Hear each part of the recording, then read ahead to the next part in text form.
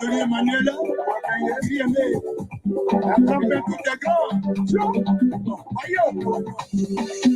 le président, Bagini Romeo,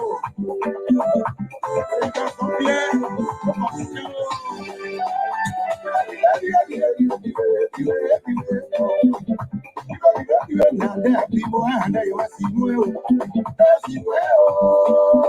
Jean-Pierre, Asaletaï, el professeur, nous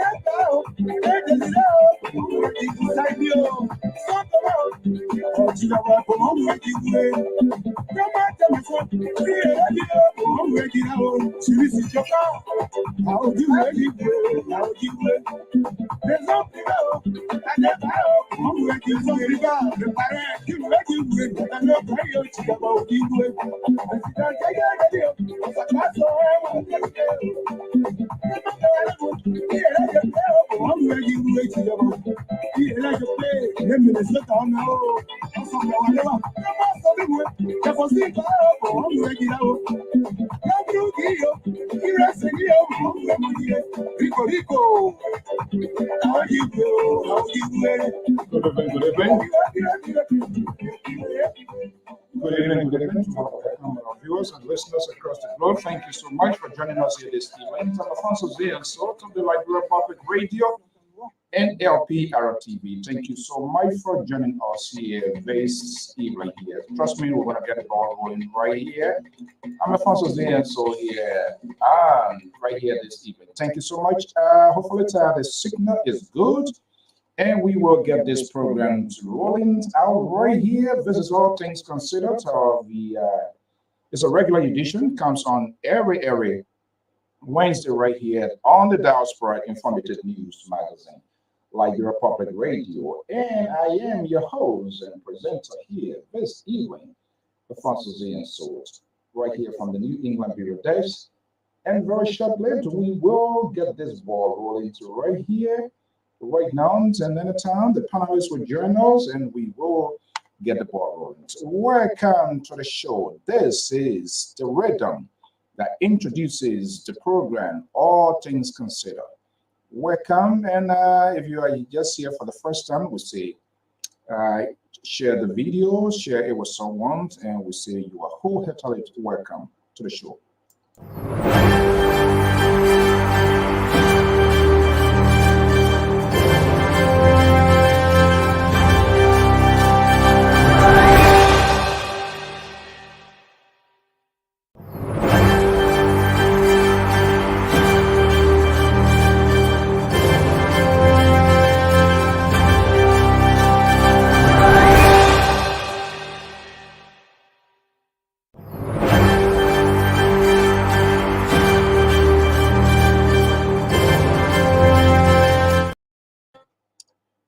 Thank you very much for being here. I'm Alfonso Z and Sort of the Liberia Public Radio and Lpr-Tv. Welcome to this edition of All Things.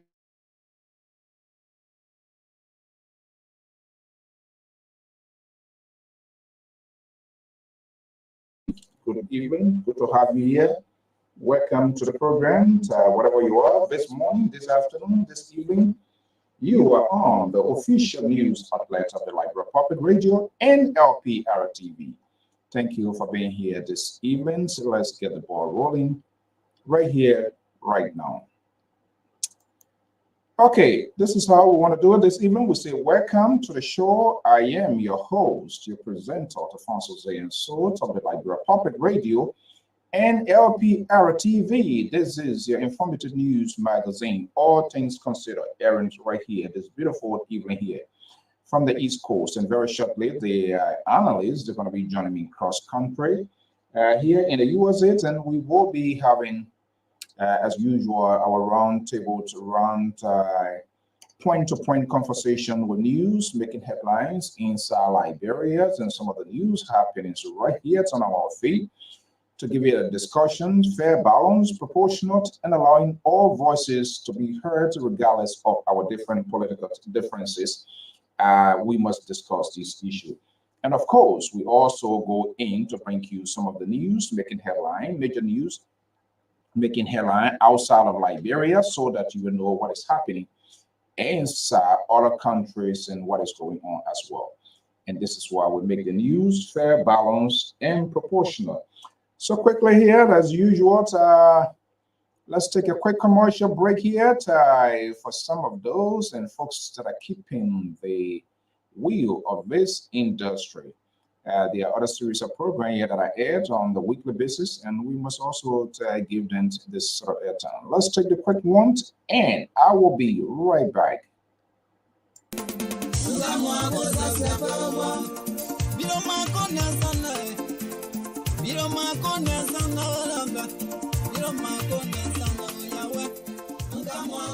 Do you want to share your events with the world? Why not contact us? We are Liberia Public Radio, LPR. We are the specialists in advertisements, commercials, radio and TV services. We have the professionals that can help you sell your products. and provide live coverage of all events such as weddings, conventions, graduations, reunions, anniversaries, sports, birthdays, baby showers, religious activities, funerals, and many more. Take your phone right now and call any of the following numbers: 682-433-8802, 267-648-6089, 484-786-3337, or 916-533-2048. Our customer service representatives are waiting to take your calls and give you the needed assistance. It is LPR, the home of excellent media services, and your friends in business.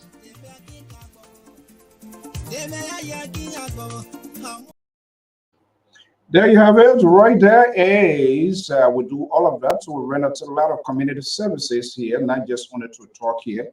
But what we feel so much important is your story. You have some really fascinating experience story that was to be told. So we reach out, not just only having these sort of political conversations about Liberia, but we feel you have a valuable story that needs to get out there. So we reach at your doorstep as well to provide services, and that is what this network is all about. Be it graduation, family reunion, funeral, conventions. And a funeral is not something that we all want to see happening, because nobody wants to see faces of good loved ones to go. But it's in fulfillment of the scripture. So there's no way that we can ignore that. We can get that. Oh, Stephen Hall, good morning to this hour. I would say, yeah, literally morning hour. Good morning from Mount Gibby County, the Republic of Liberia. This is the value that we attach to this network, because people that come here on a daily basis, we must give them the courage. And we must be serious into our talking point, because there's a lot going on. It's not about entertainment. We have the entertainment industry by itself. But people are in desperation. People are eager to know what is going on. And we sit behind the microphone. It is our responsibility. But sometimes I feel we are part of the problem, because we fail to do what is right. We fail to keep the conversation we're supposed to have. We take political sides. We are compromised. And so we are involved in the act of political correctness. Each and every one, supporters, surrogate, media gurus, protecting their own alligators. As the result, those with the independent voice like us are vulnerable of making some poor choices, because they come on us to open that corridor, to create that gap, so that they're going to have a conversation and be able to make an informed decision. But that seems not to be the case. So the media is also responsible in terms of what is happening, and the people are being less informed. Media industry is not a resistant institution or resistant group to government, to opposition, to civil society. But we stand in the gap as a conduit, as a medium of exchange, to have these national and critical, and at times become more painful, because your name callings involved, and people just do not like that. But how many of us bring this sort of authenticity to this sort of conversation, national conversation? And so if we don't keep the conversations, we fabricate, we manufacture news to entice, to encourage people, to make people to go in our direction. But are we doing ourselves? Are we doing justice to the country? I don't think so. That's my view. That's my opinion. And you can have a different opinions on the contrary as well. That's what this network is all about. We can never cut people off, because we understand we are in a convoluted society, and people will have diverse views and opinions on critical issues. On the basis of that, we accommodate them. And so we are open to be critiqued as well, to be called names, because we do that. And so it is obvious but yet then still your courage, your conviction, your commitment to this network to make sure that the right thing is done. No matter how we have pain in your neck, you still come back here at the end of the day to listen and to form part of the conversation.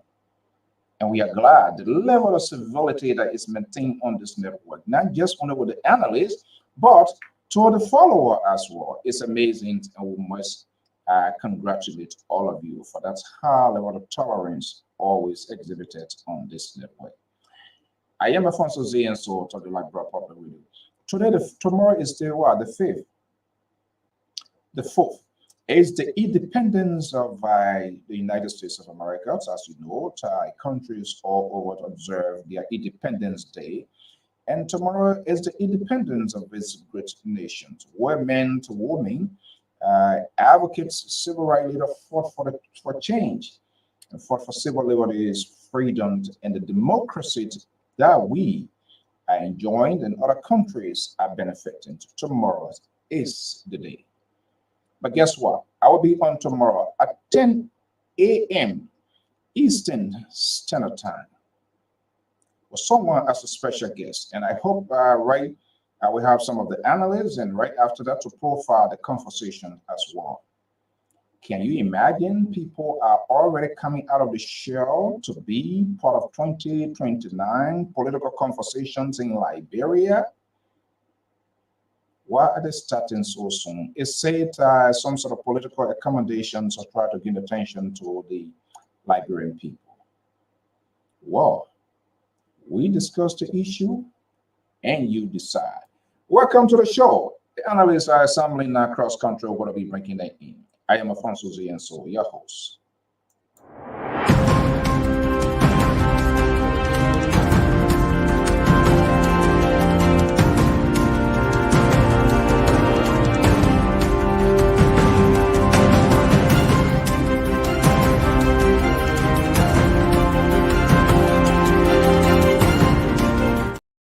Okay, that's the rhythm. Those are the sound effects that I introduces the programs. Our senior security analyst is here. This guy, he's one of the Boasians. He's here this evening, so I'm going to be bringing in shortly and other folks here. But in our commitment, let me bring in Mr. Jerry back on. Jerry back on is right with immense proximity from right here from the ocean state of Rhode Island in the city of Pawtucket. Just few blocks from him, but away from him. But for some reasons, every other thing when we out there, we hang out, we are cool. But when we come on this network, I keep that distance, I create that gap because I'm here for seriousness. And he or more and the other guy who I intend not to call his name tonight, offer the entertainment part because they are so ridiculous in some of their arguments, not all, but in some, in the interest of fairness. Simply, just to the point I was talking about, they protect their own. Yesterday was ugly. We all frowned on it yesterday. But today, they have pivoted 360 degrees, getting from the empire building without a parachute, but they are here. No babush for a child.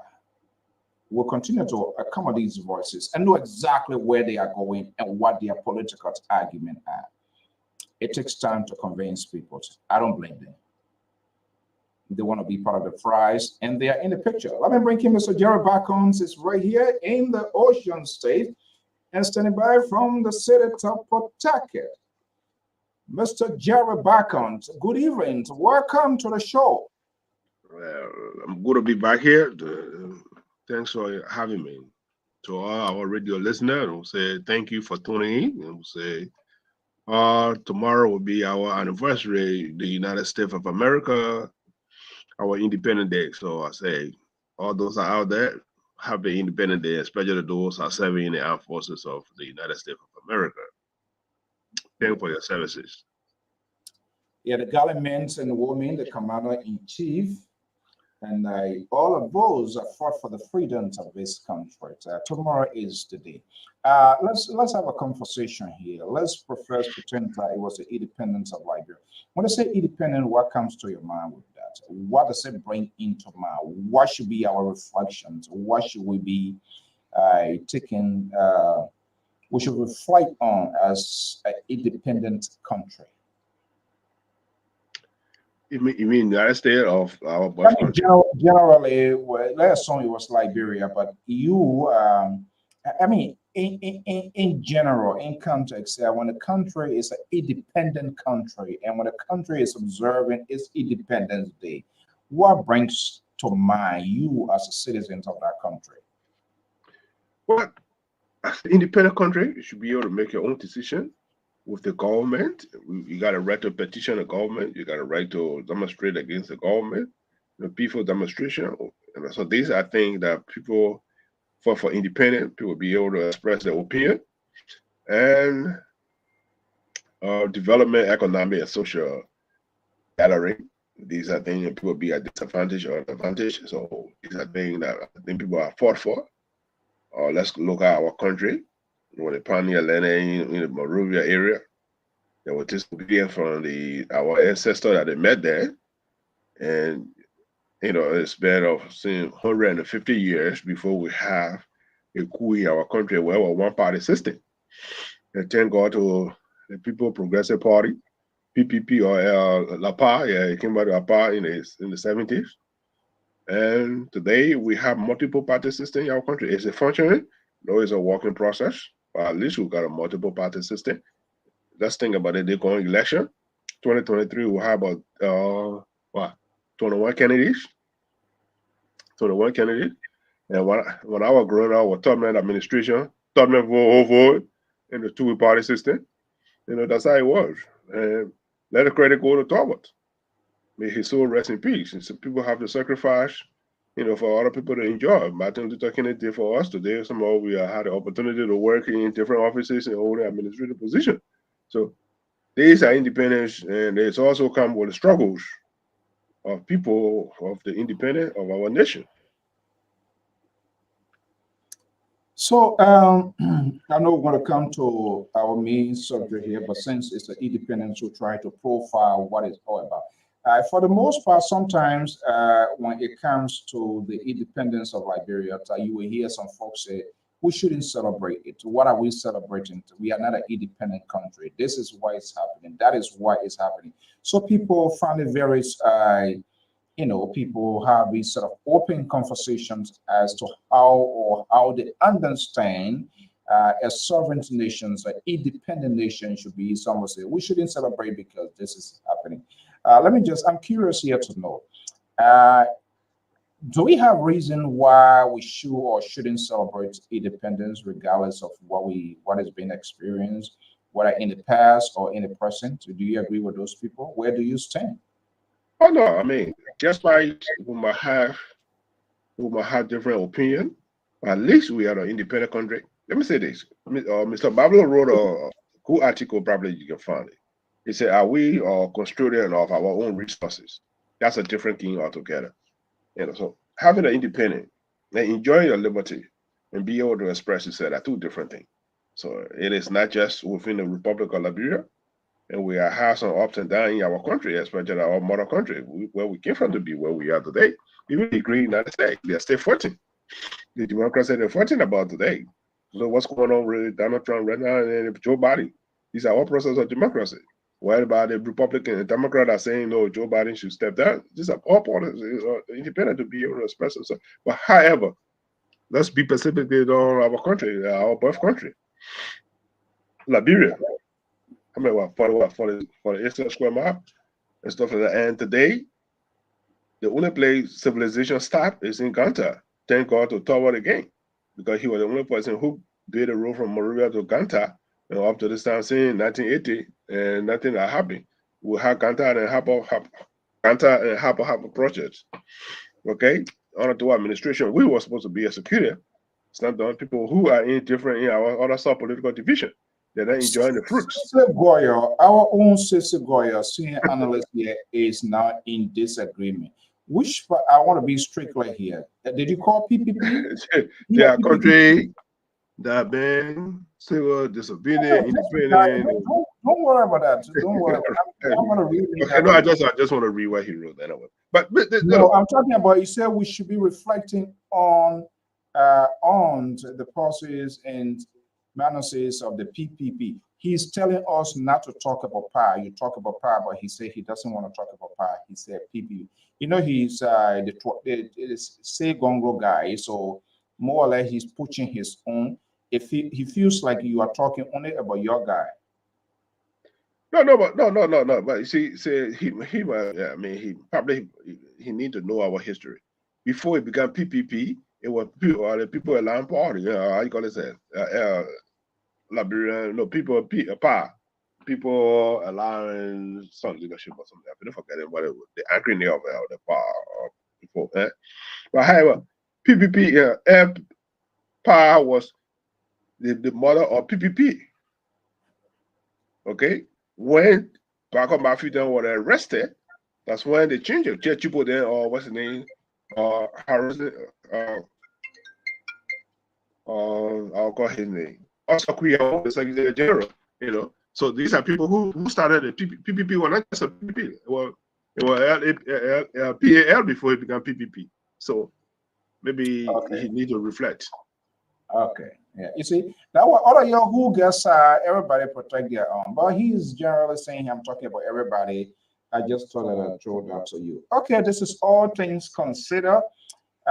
Here, this events as usual, to where analysts and even callers have the ability to. Okay, progressive allowance of Liberia. Okay, fine. Yeah, thank you for that correction. Yeah, okay, that's why I'm looking for the acronym of choose their own talking point. So I just thought I would brought that to have a reflection.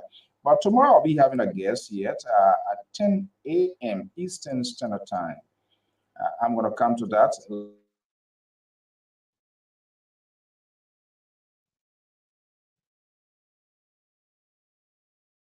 I'm not sure the system. Are you here? Are you hearing me? Yeah, we'll pause a little bit, but now it's good. Yeah, I'm not sure what happened, but hold on, the liberal Russians infiltrating our system, or you yourself. Yesterday, your supporters are watching, so that's why they're doing the you people now. I heard the liberal they use some virus to come bring and throw into the system here to pollute the case here. But no, this is all things considered. Let's go into your folder. What is concerning of lately? Too much been going on. There are a lot of stuff, but let me start with it first. Tomorrow, I think it's July 16 or July 4th. Oh no, July 16. The former Attorney General of Republic of Liberia, Mrs. Scott, will be appearing before the Supreme Court for her case for hearing on the 16th of July. And it's an interesting case. You know, I wish I was in Liberia, or you know, I'll follow it very aggressively to see what the decision of the Supreme Court, and see what they say is. You know, these are landmark case. You see, election have results. The one thing we have. I will interrupt you because my co-host is here, and one of your guy. The program is about, in fact, it's on the way, but it's about to kick off. I understand your liberal is in hiding. It's not coming out. The baby milk you've been drinking now is taking good care of him, so he's not gonna be with you tonight. You're on your own. I will see whether Terry will be on your side. But let me bring in one of the independent voices on this network, Dr.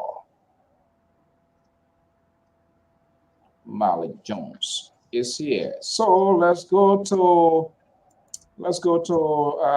Octavia Malik Jones. Let's go to Minneapolis, Minnesota. The liberal call him Minnesota politician. I don't know why he's still hanging out with this guy. Mr. Tara Collins is here. He's a senior political analyst of the Liberia Public Radio based in Minnesota, Minneapolis. The two Minnesota guys, interestingly, they don't get along. I don't know why. Sissy tried to get him over. He tried to get Sissy over. They're now going alone. The Liberal managed to pull the point. But anyway, whatever it is. Gentlemen, good evening. Mr. Collins, good to have you. And Dr. Jones, good evening. Yes, sir. Thank you, sir.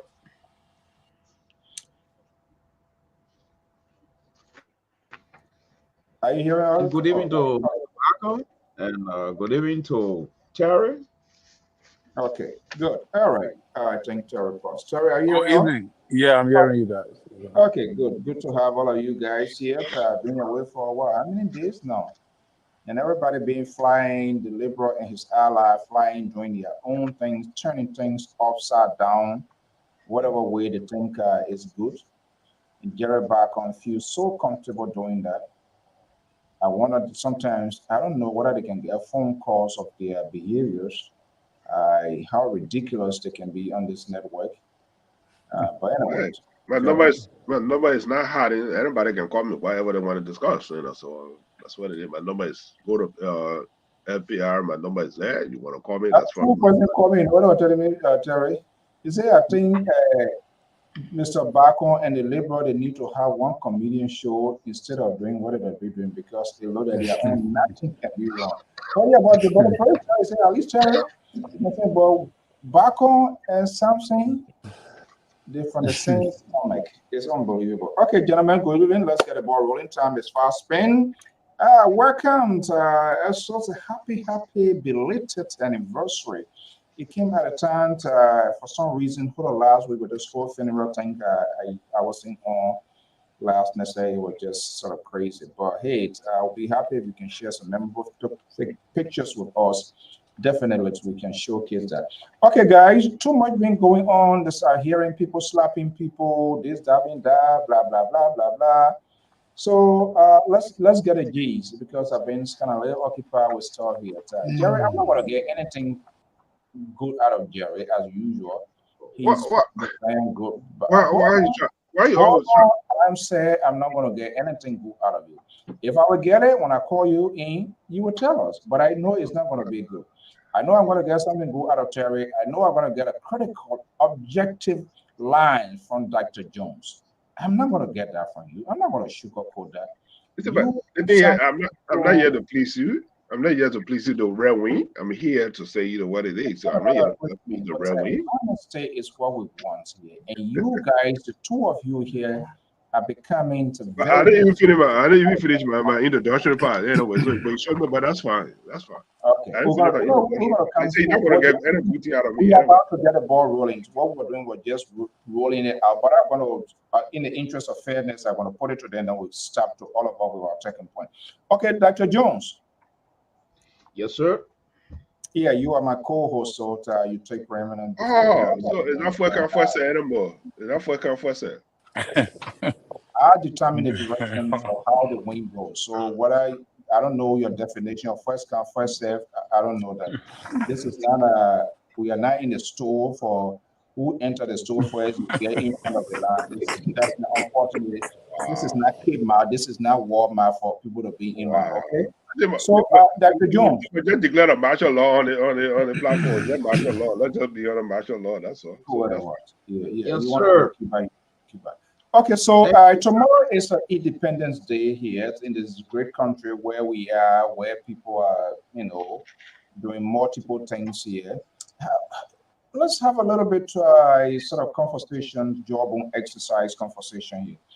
Independence of a country. What comes to mind?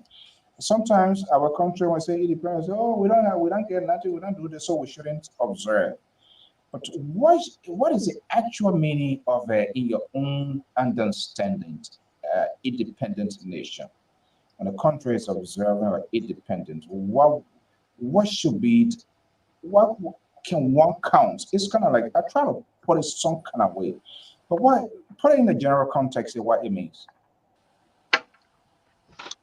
Well, I think independence is being perceived differently through different lenses by different people. But the independence of the United States of America, first of all, we need to take three things into consideration. The people that came here, what were their mentality? What were their philosophy for coming here? And when they came here, those who they met here, what were those objectives for which they decided to get a piece of land, you know, and what are the rules and regulations they decide to establish to govern themselves. So it's that when our independence is coming or independence has come, I tend to reflect on these things. But let's elevate the conversation now to modern day. What will it mean within our modern scope of analysis of things? Let's take it back to our individual homes. Mr. Barker home, Mr. Collins home, the CEO home. We are the head of our home. And we can't feed our children.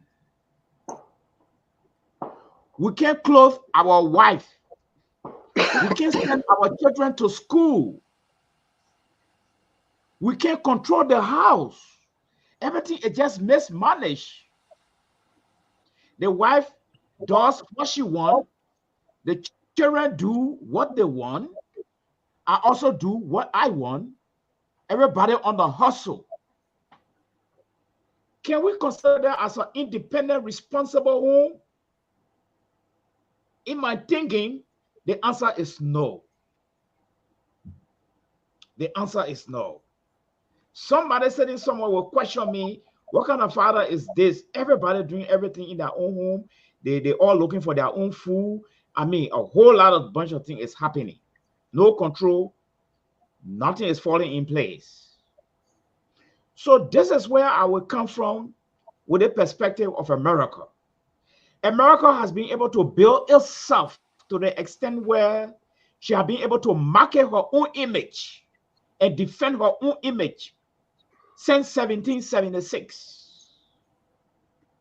And it's not only defending though, it's not only defending its image.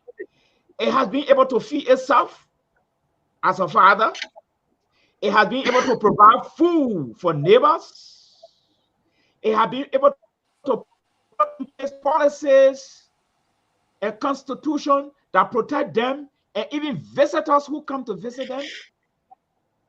It has been able to intervene into conflict to bring about peace and harmony around the world. It has been able to extend hands to other people. So when we talk about like American independence, there are a lot of substantive issues that we can point out to that justify the independence of this country. Meaning, we are five, and I could be wrong before I go to Mr. Collins and Mr. Barcott. Your narrative here meaning we are five from that of what is happening in Liberia. Is that what you are saying?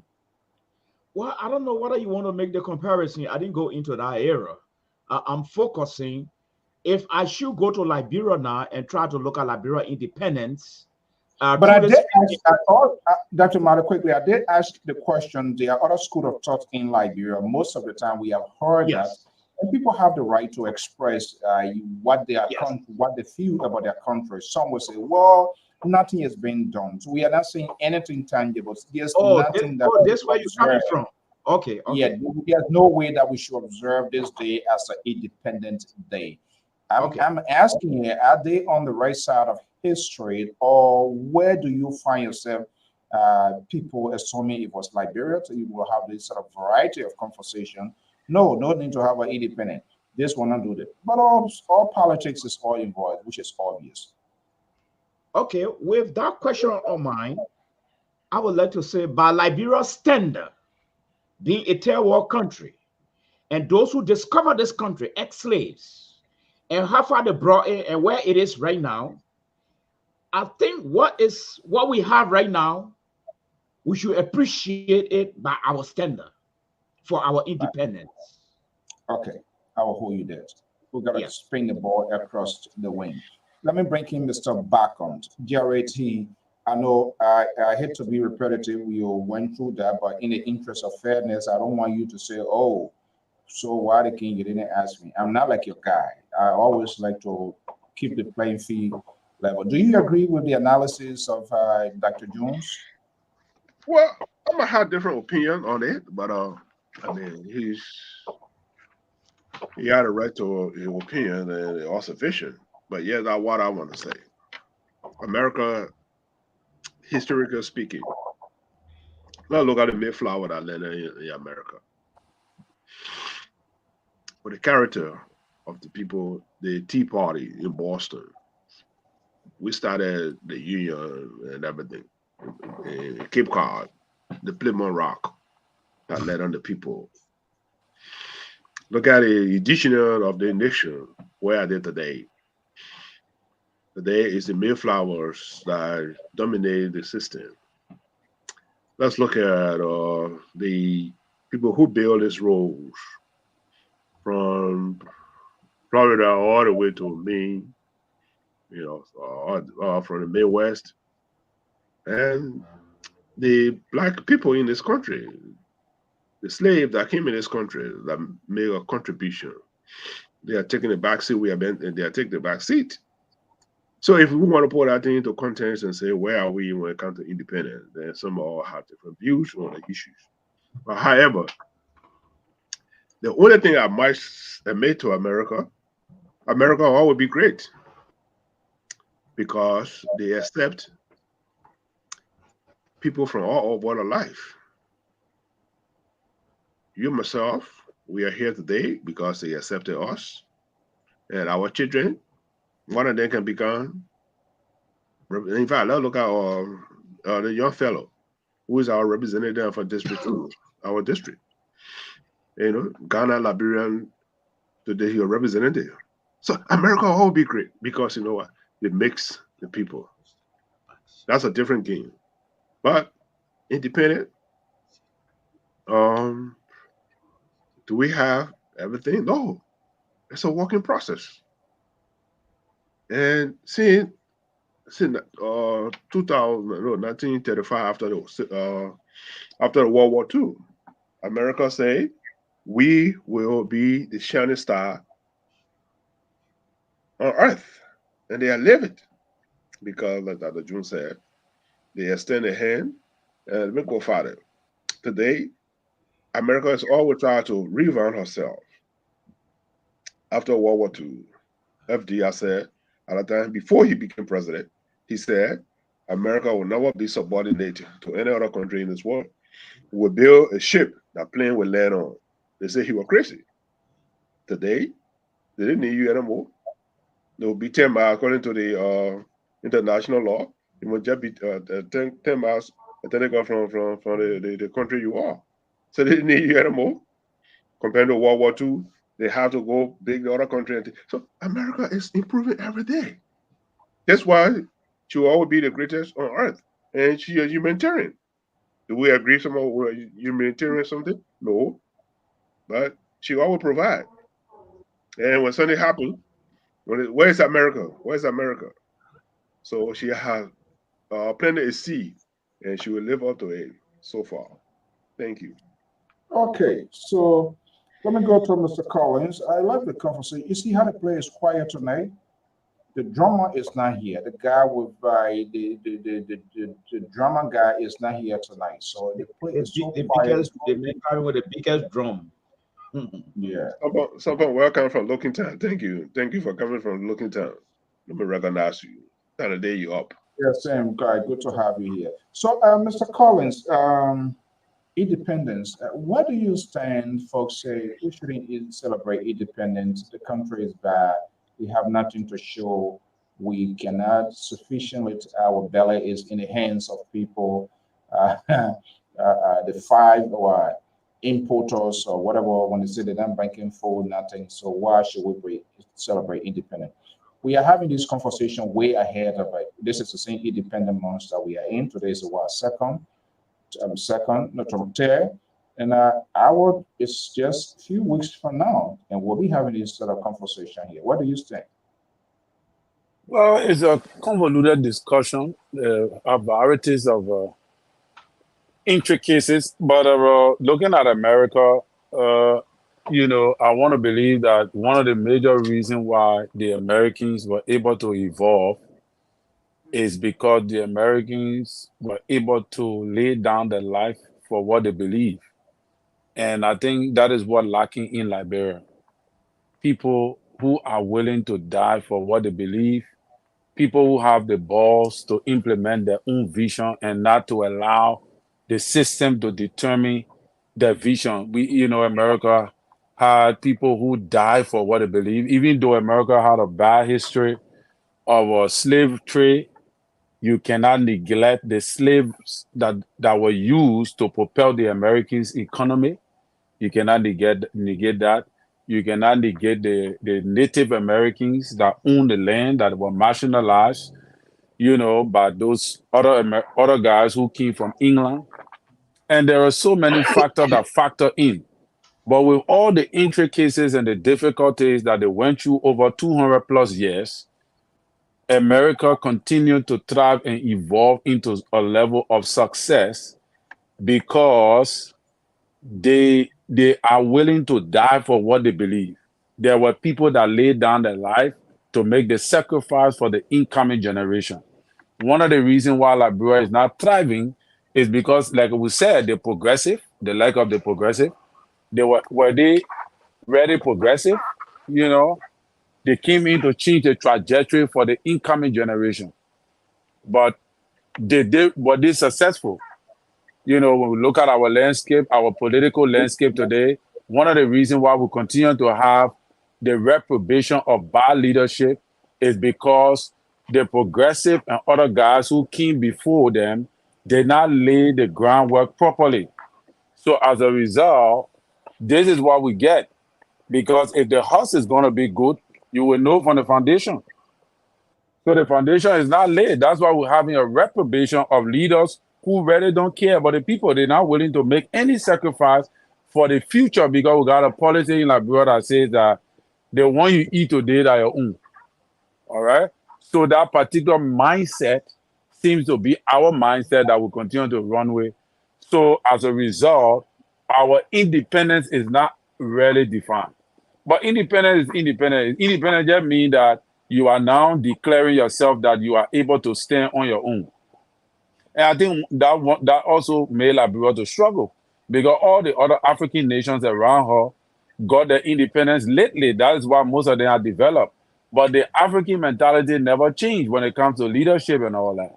So I think that Liberia can make a difference if we have men with balls, men that can stand up and fight for what is right and fight not for themselves, men that are not selfish, who are willing to fight for the next generation.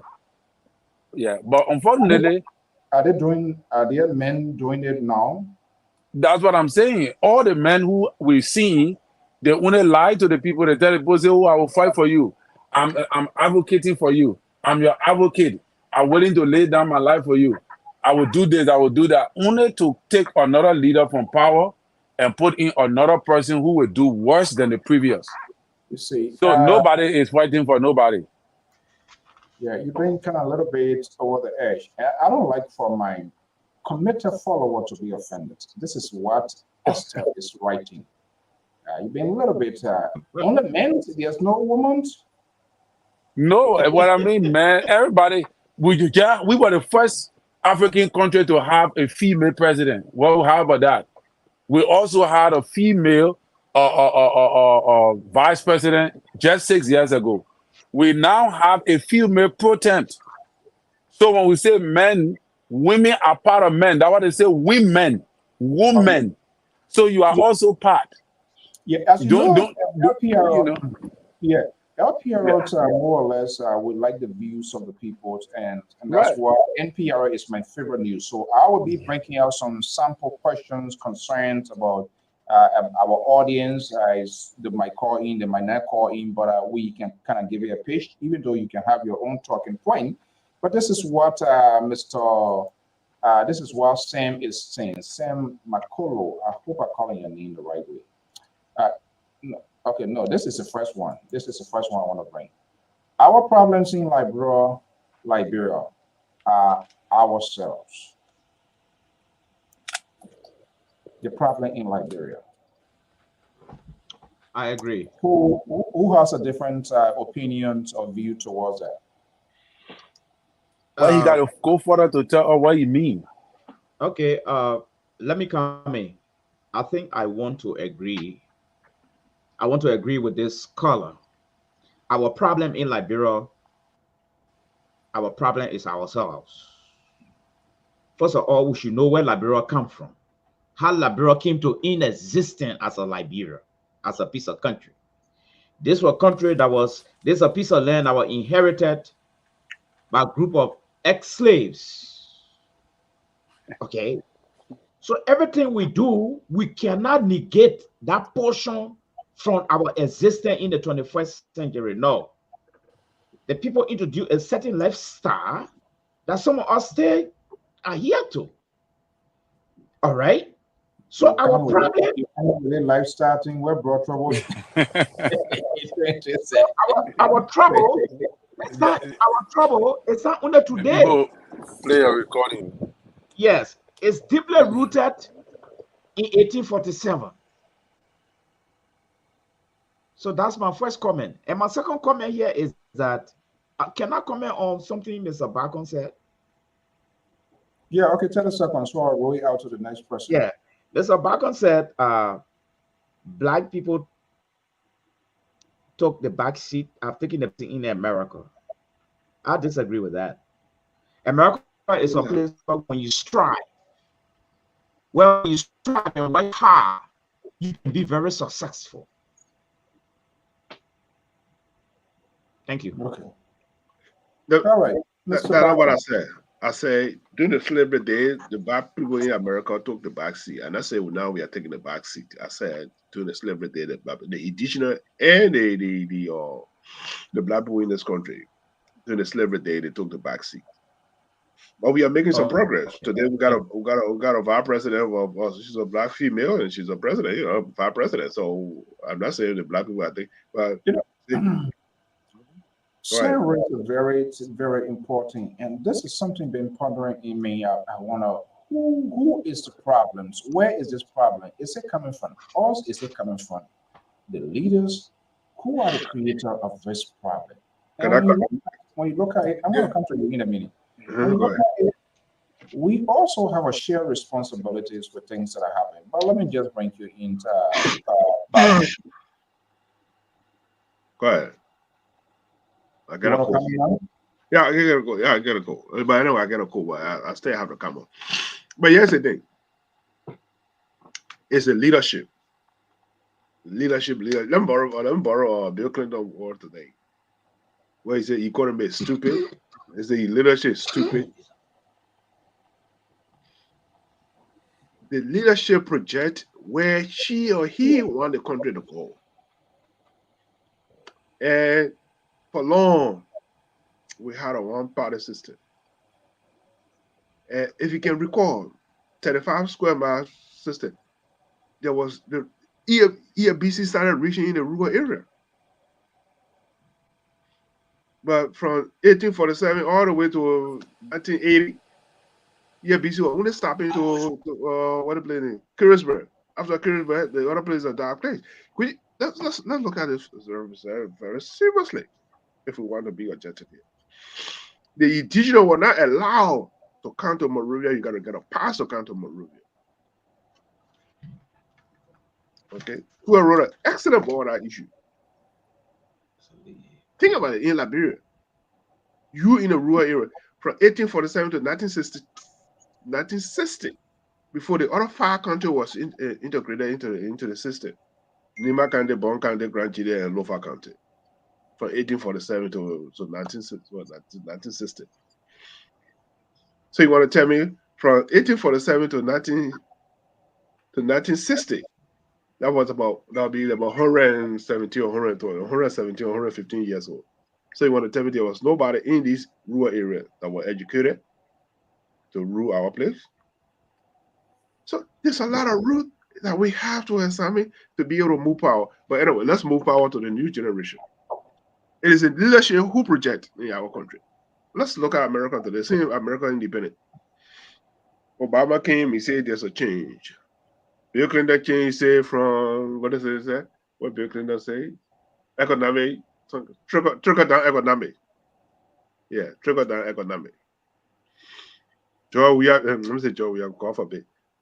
Job, Job, who said, You guys still drinking, but we are. Job, he said, Job, who said, Voodoo economic. You brought a man go in highway, you were there, but in already. These people, these people come up with ideas from a leadership perspective and where they want to carry the country. So, yeah, I might agree with our brother or sister who said we are the problem. It's from our leadership. The genesis of our country, that's the one that still haunting us. We are planting the sea, and today the sea is still haunting us today. Okay. The sea is still haunting us today. Mr. Collins, you listen to your colleagues, the analysis. Yeah. So I would want to thoroughly agree with Mr. Bacon because, like we said it last time, a leader must be a man of vision, you know? And we must also not forget that America is great today also because America was able to unite almost the other countries. Like Minnesota alone got more than 5 million people. Minnesota alone is almost like Liberia when it comes to population. So, and there are a lot of big states in America too. And human population helps economic growth. So there were a lot of factors that play in. The Americans were able to unite themselves and bring themselves together. But what I see in this nation is that I think we need to borrow is the integrity that they bring to the table, wherein one can advocate, they can fight for something and lay down their life for it. That particular style of leadership, Liberians do not have that. And like again, and people will always have problem with me when I say this. It goes back to the culture of our country. The culture of our country makes the older person or makes the one who is leading the culture to always be right. They are always right. So whether if they do the wrong thing, people don't discuss it with them. You don't query them. You don't tell them what you're doing is wrong because it is always presented to them, to the people that they are right. So even in the interior, when your elder does wrong, nobody query him. You cannot query your elder according to our tradition. In front of the elder, you can't tell the elder that the elder is wrong. All right. So if the elder is wrong, the elder you will have to apologize for the wrong that the elder have done to you. So because of that, it flows into the society. So leadership carry on that same mentality that once I'm the president, like you see here, we from Liberia will come here and listen to Americans lashing at the president, condemning the president act, saying negative things, and we will join them to say it. But when it comes to our country and our presidents are doing the wrong thing, when other people say it, somebody will tell you, say, you're not supposed to say that, you're not supposed to say this against your president. So thereby you put the president in a position where he become a dictator. That's one of the reasons why most African leaders end up becoming dictators. The reason is because of the culture. So they feel that they can do anything because of the position they're in. They can do whatever they want because that is the culture in our society. People who are in leadership position, even from the village, were made to do whatever they want. And once they are holding that power, nobody have the right to resist them until you are able to eliminate them. Yeah, and I see sometimes you try to kick against it, but it's Jerry Bacon, his friend, the liberal progressive. They are the one here. They are the voices of trying to put two unrelated things together: government, culture, this age syndrome here. You can't say this, you can't say that. That literally is. I think that's what you're speaking to because you try to seize people to civil liberties. I mean, some people, I'm not talking about those who just are randomly to go out to insult and all of that, but there are people who also have the right to query their government as to the contours of how their government failed. Let's bring in our senior analyst. There are a lot of fascinating tweets coming out here. I'll put a number on here. I hope they will have the chance to call Mr. Tappet. Getting some really fascinating tweet coming from here.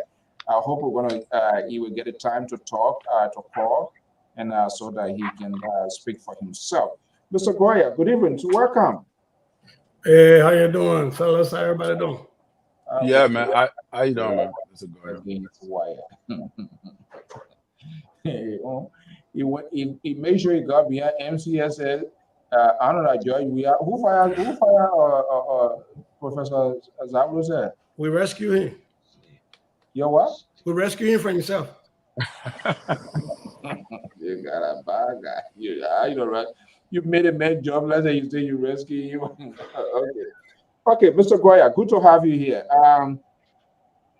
I know we're soon caught in, but in the interest of fairness, you listen to your colleagues with this independent. And I know in the next couple of weeks, we will observe that. And there will be a variety of conversation, talking point. Other people will say we should do, we shouldn't do, because this is that. Of course, you always have these sort of diversities when it comes to these critical issues, because politics also factor in. What do you make of that? You're a classroom teacher. And I'm quite sure sometimes you put away the quadratic equations, balancing this one, factorings, and all of that. Sometimes you talk these things here. What do you hear from your kids, your students, when you talk about independence? What are some of the things that comes out of their mouth? Well, thank you. And that was one of the reasons I was actually doing something else and I rushed to come on, because what I'm hearing here kind of battled my soul and my spirit.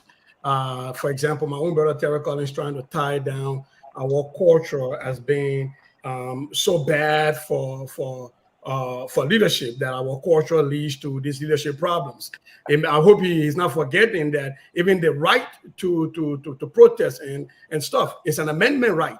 That means when the American Constitution was first formulated, it was not a part of the Constitution. That's why it's called an amendment. They had to go back to change the Constitution and add that in there. And these were not Africans, these were not Liberians. And the Russians and the Chinese don't allow dissent, and they're not Liberians either. And so I just want sometimes that when we're talking about our culture in these absolute ways, that we're very mindful of how we talk about that, because sometimes being so absolute creates some problem for me, especially. Having said that, however,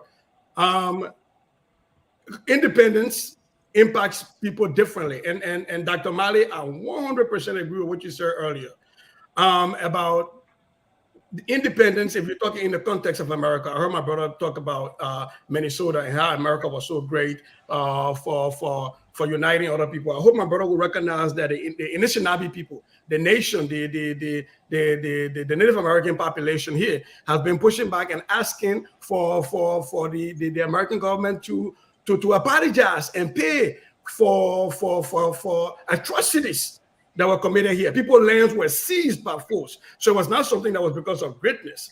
And so sometimes we have to really be mindful when we speak about these things, because there are a lot of Native American students that I teach that still suffer the pains of being removed from your own land and placed on reservations. And reservations, for those of you who don't know that, is they give you a parcel of land and they say, this is where you get to sit on. We take 95% of your land and give you 5% and say, sit on it. And that is where you get to be. That is what a reservation is. And a lot of these Native American folks, their kids, their people were taken away and put into boarding schools because the settlers wanted to Christianize them. They were heathens. I hope you see a trend, because our people who went back to Liberia wanted to Christianize the natives, because the natives were heathens. And so a lot of these Native American folks were put in these schools. They were taken away from their families. They were stripped of their cultures and their names and their identities, and they still affect them to today. So independence affects different people differently. So for those Native American people, they don't celebrate American independence as a true independence of themselves, because that was the first time they had an interaction with the outside world that wasn't so nice for them. For the enslaved Africans that were brought here, a lot of them don't celebrate Independence Day either. That's why you had Juneteenth. They usually look at that as the Black Independence Day, because when America declared independence, we, the people at that time, as enshrined in the independence, did not mean everybody. As a matter of fact, it didn't even mean white women. We, the people, were limited to white Christian and Protestants, not even Catholics. So let's be very mindful. And so for me, when I talk to my students about independence, is how do you see it? How has the nation changed? How do you reflect as a nation on we are 175, we're 177? Okay, fine. What have we done that we need to correct? Where are those places we need to keep changing? That was the reason I called out Jerry Barker when he tried to give all these flowers to the PPP. That have the PPP reflected? Have the progressives reflected? Do they think everything they did was 100% correct? And if not, where have they written a policy document that tell us that here are some of the missteps we made, so that in the future, if there are future leaders coming up and they want to follow their path, they can learn from their mistakes? I still haven't seen that document written anywhere with all of the multiple billions they had in the system. Okay. So, I don't know, push back a little bit. Yeah, go ahead. Yeah, so you just said it right, that independence affect people every way differently. And our independence too have affected us differently too. All right, especially from our cultural perspective, we have been affected as well, differently. But on the overall, right, America have become the greatest country in the world, regardless of all the intricacies and all the impact and all the things they make. When I spoke about the culture, right, if you go into our cultural sector, and I know people don't like to discuss these things, like I said the last time, that we don't make the main thing the main thing. If you look at it, even in the societal butches, the way the children are ended there, it's not decent. For the culture itself, it's not decent. Have you been to the society bush? I have not gone there in the society of John, but because I went there. Wait,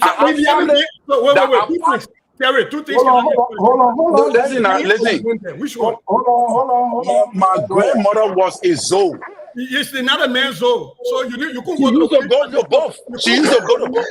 No, listen, give me a chance. To the women's Zoe, the women's bush. You gotta control this thing. Give me a chance now. Give me a chance. Hold on. That is why there's a need that we discuss some of these things. And I don't like to go in all of these things because I got vast knowledge on it. I don't just like to discuss it. No, but when people talk about, when people talk about Christianization, some of these children, some of the places these children sleep, it's not decent. It's abject poverty. So why we don't discuss this thing and then we say that we put the blame? You say, okay, yeah, the settler king, the settler brought Christianity, the settler brought this, but with the idea of being a Christian, nobody forced you to become a Christian. But to join the societal bush, sometimes you are forced into the bush. Once you are in the village, it becomes compulsory that the devil will swallow you. They will run behind you and catch you and force you to the society bush against your will. And everybody here knows about that. So it is Liberia problem is not only based upon the one set of people, also Liberia problem is based upon the culture. And the culture needs a reform. I'm not telling you say everything in the culture is wrong, but the culture needs a reform to redirect the minds of the people. That's all I'm saying. Let me say something, right? Because you say you're pushing back, but I don't see the pushback. Because I didn't say anything. I didn't say. Hold on. Yeah, we gotta do. I didn't say anything about Liberia's independence, right? I said you see a parallel, and I didn't say anything about people being forced to be Christian. But it is written in source documents that it was stated by the settlers that they were going to Christianize the heathens. That is a fact. It is a historical fact in source documents. So I don't know what the pushback here is. I haven't even talked about Christianity. No, the pushback was about you said you got angry because you never talking about the culture having an impact on our leadership. Okay, but that was not I didn't talk about Christianity. I said no. Later on, I thought in the. Okay, yeah, go ahead. I said an absolute statement like that is troublesome, and that was an absolute statement. And so the point here it was not. Yes, but anyway, yeah, go ahead. The point here is I didn't even talk about Christianity yet. But if Terry would love to read, I got enough book that I will give you that tells you that on Cape Moserado, when the settlers, after being denied settlement along the Atlantic, because a lot of people didn't want a repetition of Freetown, when Samuel Mills at the time allowed the settler the land to sit on Cape Moserado, when they sat on their Cape Moserado, one of the requirements for being allowed to be a member of the Republic and allowed to vote meant you had to be Christianized. That is a fact. That is in source document everywhere. I agree. There were some challenges. I'm not disagreeing with you. People were not forced in becoming Christian. You are telling me in order for me to vote, I have to be a Christian, but yet you're telling me I was not forced to become a Christian. That I don't understand that. But having said that, I think Terry tried to push about on nothing. But Terry, I will hope one day we can have this conversation where you can show to us that you not being a member of the Pro Society, even with your grandma being a chief zoo, that you were allowing to the Sunday bush. We would love to have that conversation. Who, me? I didn't say I went into the Sunday bush. No, I said I used to go to the village where the Sunday bush were, and my grandmother, my late grandmother, was a zoo. She could enter both. Yeah, but when you said the woman bush, the way they were handling the case, you saw it, so you must have gone in the bush to see No. I didn't say I see it. Guys, I'm not a member. I can go in the zoo bush. You're not a member. I said I got information on it because sorry, Mr. So the reason we are having these conversations, they are very important conversations. No matter the other side view, if it's even sound horrible, whatever it is, we gotta do it one at a time. So let's settle the dust. Let me bring in let me bring in an independent voice, and then we'll pivot to our main topic here. We'll find time for that. Dr. Jones. Well, I think the both ideas are very salient, and they provide the basis for education for the rest of us. People are saying things from different lenses, and I stand to respect all the lenses anyway. But anyway, this is my take. I hope I'm not picking on the elephant meat again. I think our problem squarely lies within the scope of our cradles, how Liberia was established by the ex-slave that will qualify as settlers. This slave left a stigma on this piece of land. And this stigma is being reflected in many different ways in our society today. They introduced corruption. They laid a foundation of a very weak society. They pay lip service to education. It's still happening in Liberia. They perceive Liberia as a harvest ground. Come and harvest and come and live in the United States. They have even added more to the corruption in this country. So the cradle of Liberia is responsible for the growth and development of Liberia. It's even responsible for some of the things that are going on in Liberia today.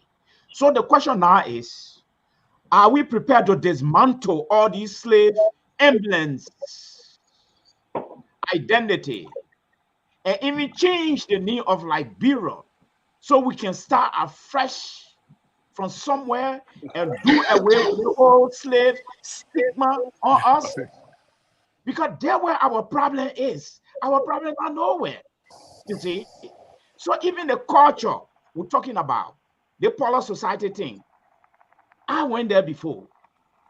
There are some teachings that go on in there. Yes. They teach the girls how to take care of home, how to love their husband, how to cook, a whole lot of things.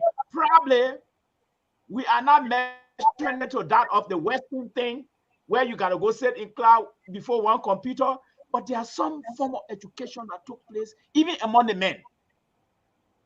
Okay? But the question now is, with the Bush education, did they help with the growth and development of Liberia? That should be the question right now. But I don't want to go into that era. My era here is that our problem in the country is the slave people that took all the thing and poisoning a piece of land with their way of, and it has continued today. So honor that grew up in all this system would not even want to be called by a native anymore. I prefer being called Washington, Collins. When you call my native, when you call my native, I get paid with you. Yeah, my name Vanny. I get Vanny in my name. I know that one. I want to see on the screen at Terry Collins. So you run away from Vanny. Go on my page, you will see my native name there. No. I want to see at Terry Collins. So I was trying to want to believe these are some of the stigma that these ex-slaves left today. Most of us don't even want to go to the interior anymore. we want to be called Congo boys. We you know, want to associate with certain class now. We want to go But I to the own man in power. They say, okay. We want to go to the Masonic class. Yeah. All right. So the question now is, these people are responsible for what is going on in Liberia today, and it is being reflected in so many different forms now. Now the boys in power now, they're not bringing the tea to America to harvest again. They're harvesting it down there now and telling you we see and build a country here and create employment for people. That's the form it's taking. All because that one of God left for us to inherit. Thank you.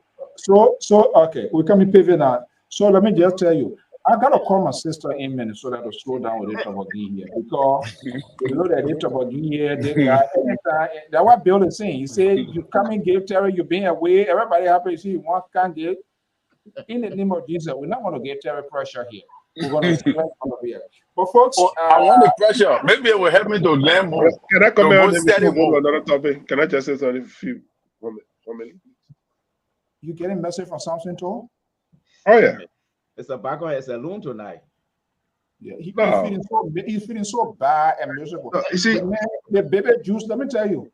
The juice What do you call the man show? This man keeps sidelining you over and over, and you keep coming every day. Oh, The background, Nigeria asking why you keep coming. Is that like torture or what? that's all right. Somebody got to be the whippy boy. I think I come to send message. I didn't get you. Somebody got to be the whippy boy. That's all right. You know, he always say, well, you know, I love it myself. All grown up, man. He started drinking baby milk now. His stomach doing some kind of thing. So that why he know people can't tell me secret about put it outside. That why he paying the price now. That why he now on to that. So Jerry alone on his own. Yeah, Mr. Parker, go ahead.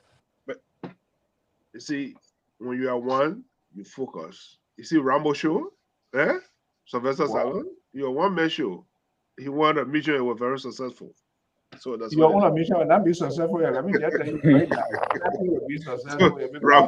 Rambo won a mission, he was very successful. But let me say something very here. When it comes to Liberia, 3 things are facing our country. I mean, I want us to be very serious about it. There are 3 cultures. We had a country, we had a Congo country, and we got a Congo. These are 3 dimensions. The country, the 3 attributes, that's what killing us. Because someone who came from in the interior, we want to blame in. Let me put it in a different way. You see, a typical Liberian man, if you wear the gown, then you wear a long sleeve shirt on with a tie. So who are you? Oh boy. No, it's some psychology, and I'm a study criminology. That's one of the things. But anyway, yesterday, let me come to my brother Terry a little bit. When it comes to our city, the change. No. The change, you see, is the words used to change this thing. They demonize our culture, and the phrase they use, that's what changes. Let me put a number on here too for our guy. Oh, Keto is on the line. I forgot. Yeah, okay. Go ahead. Let me finish. No, go ahead. Go ahead. When you finish, I'll bring When it comes to people that Terry say, our people, senior citizen, senior brother, we got to apologize for that. In America here, it calls seniority. In the House of Representatives, in the Senate, it's a seniority. Yeah, I believe where you work, there's a seniority is there. The person with the most seniority get a lucrative assignment. Yeah, or even if you work into a place, the person with the most seniority, even if they want to make a position, post a position in that area, everybody blah, but the person with the most seniority will be able to. The workplace different. In the Senate, you party who get a majority, they put their people there. But so you see, so they give it different name. So we give it a different name and say, oh, let's do something. I'll come in 1 second, please. You see, when we do something, look at St. Patrick's Day. It's a culture. When we do it here, it's all St. Patrick's Day. Look at Halloween will soon be coming. Okay? Halloween will soon be coming. In Liberia, when we do it in Africa, they say that witchcraft, but when we do it, it's that Halloween about all these things. Okay? So it's all depends. The interpretation, the words that used to describe this thing, is based upon economic. They change your mind that you are nobody. When you do it, they say, oh, no, no. Look, our party society, it's a, personally, I went there, and I'm proud to be part of it. It teaches you leadership. You understand? I don't think that you don't learn nothing from there. You are exactly the one you're nothing. You learn yes. Ah, Can I circle this conversation back? Because look, and Dr. Mali and Mr. Bakon, I really appreciate this the way you're looking at this. And I think and this is not a Terry issue, but this is a nationwide Liberian issue, is that we don't know certain things, and we run to the very negative end of that thing to use that to paint that thing. My grandfather, real quick, my grandfather migrated from Guinea. He came down to Liberia in the late 1800s. Wow. He and his cohort fought on horseback to defend the territorial integrity of Lofa County. I keep talking about that war in Yela that was built by warriors, Lofa warriors, that is still there today. Where is that war? Which district is it in? It's also right there. In the 1800s. That war is still there since the 1800s. The people built swing bridges, we call them monkey bridges, that have survived time and weight, and unless they change them, they don't break. That is education. People were taught how to build bridges. So these are structural engineers that were learning that in the poorer society. So why this thing can be taught openly? Why does it have to be a secret? Just like my brother, people join Freemasons. There are a lot of knowledge in Freemasons. People join that of Columbus. By free will. You join by free will, not compulsion. You can't keep switching the goalposts. You say, why can't I didn't switch. No, I didn't switch the goalpost. No, the first question was, let's make it. I want to go to. And now when I try to tell you why other people are secretive, then you go to the will. You can't keep switching the goalpost. So here's the last thing I got to say here. Unless and until that we can have a curriculum, a nationalized curriculum that teaches what Jerry Bakon is talking about, that teaches native pride, that teaches settlers' pride, and that teaches the intermarriages and highlights those great things that have been done in other places, not what Christianity have brought to our people. Because by the time they become Christian, they start sending go fire to their villages, forgetting that they do more evil in their churches than anywhere else, until and unless we can get to that place where we stop accepting somebody's interpretation and definition of your culture, because you can refer to that as the devil, right? Because somebody has interpreted their culture to you as that's what that is, right? But until people can learn and we can actually nationalize a curriculum in Liberia, sadly, we'll keep having these kind of conversations, and I'm sure Terry doesn't mean it from a bad point. It's what he knows. And until we can introduce, no, it's not only about what I know. It's that these are facts. Take a break. If I say you know, I say you lie. I say the way you know. I say the way you know. You know it against you. We're going to take a quick break, and I'll go to Witton. We have some fascinating images to show you from some of our die-hard followers.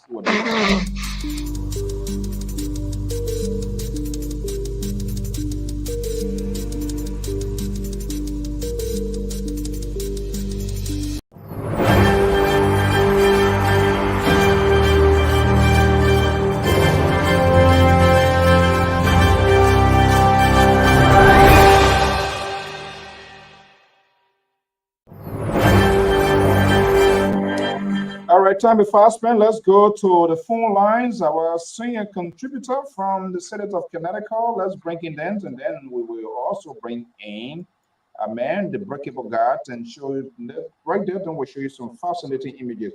Whatson Kato, are you there? Yes, sir. Yeah, thank you so much for. I'm sorry for holding on to this line here. These guys try to give me a headache here. So let's hear you. Well, first of all, I'd like to greet the great man in the studio on set for beautiful conversation.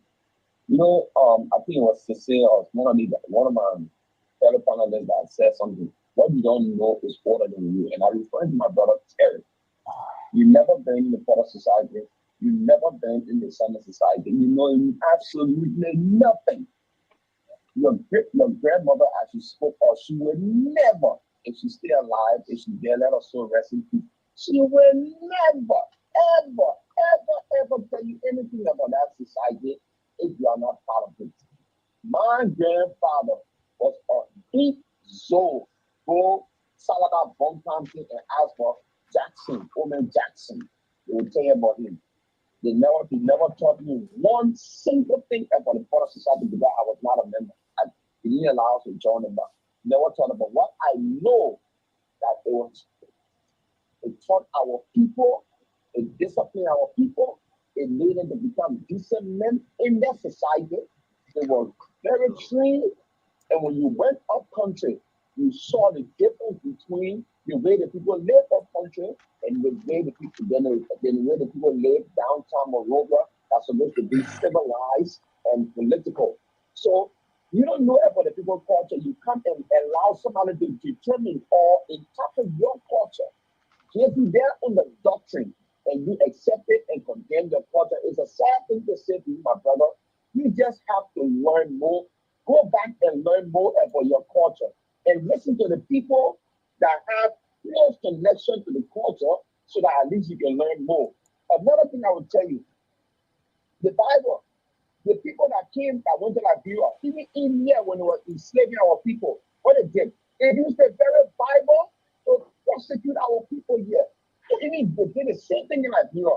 What they did, they forced our people to bend to bow to the way of life, which is Christianity. If you don't know that, go and dig your history and see it. So let me tell you something, Terry. When it comes to our culture, any man who is cut off from his culture, he has lost his identity. And now what is happening to our African American brothers or our African brothers and sisters all around the world that went through slavery, their ancestor and the generation that follow after, because they have been cut off the connection without no kind of backing. They're like a compare chicken. So people need the culture, the Freemason, the restitution, all the secret organization. You can never put the information out there or become being know of it if you are not part of it. It's in the organization they are very, very, very good organization. You need that dark side. If they were very good, why we are not aware of their doing. So just you gotta become a member and go deep into the know what actually happened, and you get some of the exposure. So people have society, people have culture. They got books on a Freemason. I'm not a Freemason. Either the tribe or the nation. Okay. And it's not a bad thing. All right. You can stay on the line. Let's go to Breakable. Breakable, let's hear you. Hello? Yeah. Let's hear you, Breakable. Welcome to the show. Yeah, thank you so much for the show. Today's topic is very, very touching, and at least we will not provide anyone. Look, listen, I want to listen my old man, Mr. Mali, Many Jews. The cost of Liberia or cost of Africa being underdeveloped, these are things that happen. When people come across us in a kind of manner that we don't know what we're doing for our society and want to make their own to be shining star for us. That's not being everybody that. Unless you realize the falling back of our progress and on the development of our country, we want to say that this is what is happening and holding us back, so we have our get away. When somebody sees things that is doing and want to see, look, as the word my brother said, some are growing in Europe. The thing they talk about and bush, all those things, is restrict people, they make you to be humble. And maybe you don't know the difference between who to be respect, who to give honor to. And get job making you don't do anything they want to do. But because they want to bring human right, they post human right, trying to say, oh, there's human right, there's human right. But you bring human right in the other saying that. That's right too. You bring gay business. But you want for somebody to be gay. You want for to be gay. And you don't want to be gay. But you don't want somebody to marry two women. You don't want somebody to marry two women. You don't want somebody to do the other one. But you want somebody to say, to teach gay in school. This is other society, they good for them. So belief, it's not what I believe. We are two different things, not me. My husband are doing is different. How can your horse and living your horse, anything you do, I accept it. But if my horse, if you don't tell me to live, your horse. And what happened? The culture of our country, if we allow these people to, the other dimension, I must say, my learning, because what they did to us, we don't want to come from there and come on this side. They make our brain to be like, we started there was smart. Oh, look at what my brother Terry saying. Terry, you sometimes really depends on stuff, but they won't. It's not correct. The culture you're talking about, the people that before you were born, there's culture that are living by that culture until they born you.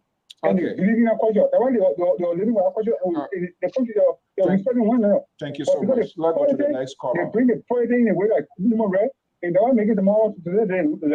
They want to try to hold about those and do what they want to do for them. Thank you. Thank you so much. Let's see, Elvis, folks, I don't know, I'm not sure what I ever sent that link. I forgot to. I didn't send it for Terry message. Elvis, are you there? Good evening. I'm here, Mr. So, and hello to you and the other panelists. Good. My apologies. Yeah, we're getting you loud and clear. I'm not sure why. I don't know what I said. I would have loved to be a part of this conversation, but let me say I agree with Terry. Not 100%, but I agree with Terry. When you talk about culture, it means certain things, ways of development, because if you say that our culture, culture is culture. You can have culture, but what is your culture leading to? A great person like Mr. Sisse Goya, who has learned, who has, become very well enlightened, you can ask that question. Will his life be better off if he was in Lpr County right now without the education that he has now? He'd probably be a farmer. He'd probably be doing something else. So having a culture is fun, but what does the culture develop around you? How does it make your life better? That's the key point here. So certain people, the way they think is based on their culture, the way they, the way they live, their hygiene, certain things about them is based on the culture. So culture are all unique and different, but certain culture breeds development, whether it's, financial development, whether it's, civil development, societal development. So our culture, when we juxtapose it to quote unquote Western culture, and we look at where we are now as a people, our culture hasn't developed us. We're still in the doldrums of when it comes to economics, when it comes to societal development, we're still at the bottom.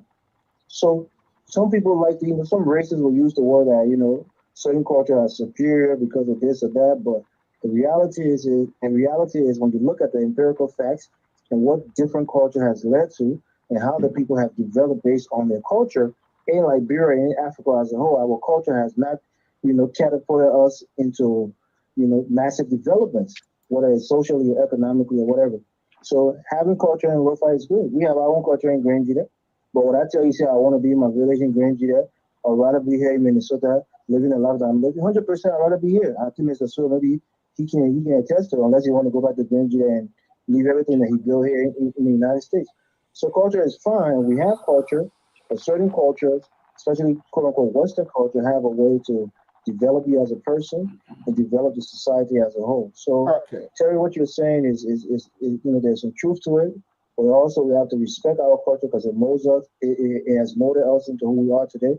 But as it goes, certain culture breeds development. I don't think our culture breeds a lot of development, both socially and economically. That's one point. Maybe these guys can disagree. Okay, so let me share these images and you met Terry. I was stunned to say, wow, the first time. Yeah, I was shocked. Terry was having a heartbeat when I said everything for you to come. But folks, as you know, let me say something. Let me say something. Hold on 1 second. Yeah, as you know, part of this network, we have some committed folks here that are here every evening, no matter what, and their commitment to this network. Everybody. We have people here by the time the line goes out, they just right in time. And so we also strongly believe in as much we do the politics and talk all of the tabata from Jerry Bacon and his man Liberal. We also, share people's happiness in their own. It's story monumental events, and we'll love to do that to everybody as long as you, send those pictures or let us know. So one of our strong followers, Mrs. Frederick Esther, they had a very great time to observe their anniversary. And so, courtesy event, we managed to get these pictures, and we just want to put it to an end on behalf of the management and staff of the Liberia Public Radio. They play the Liberal air. I think his stomach is pinning him right now because he would never do this. He would never do this to Fatimata. He would never do it. So we say happy anniversary to the best friend, Mrs. Frederick. Those are beautiful images were shared with us. And I think meaning they gave us the permission to showcase that, when these are very historic times. I don't know how long, but I did hear, if I'm not mistaken, a good number of years now. Even if it is 1 year, 2 years, that's a lot. We're in a crazy world, things happen on a daily basis. So when people observe 1 year, 2 year, 3 year anniversary, we say happy family, happy day to them as well. So we want to mention that. And guess what? Before I come back, tomorrow the 4th, I'm going to be having a special program here, 10 a.m. Eastern. End of the analysts who have the time, you can pop in and then we can do it. Who know this guy? Yeah, Blamo, Reverend Philip Blamo. I know the man. You know Philip Blamo? When I mean I know him, I don't know if he he know me, but I know him. I know he do some charity work in Liberia. He got a school and something like that. So that's what I know him from EULA and the field vice presidential stuff that you hear there with their EULA Eastern branch was a very, very underperforming vice president in EULA history. Yes, I do know him. My goodness. Okay. You already set the trap is set already. So Dr. Jones, do you know him? Oh yes, I know that character. Oh no. Oh no.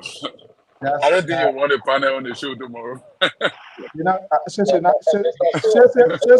we're coming, when Sese coming, they will come after the show. They come. I'm not gonna, because there are few people here when we call. But the main constituent right there, ask, and how to find Keto the main constituent.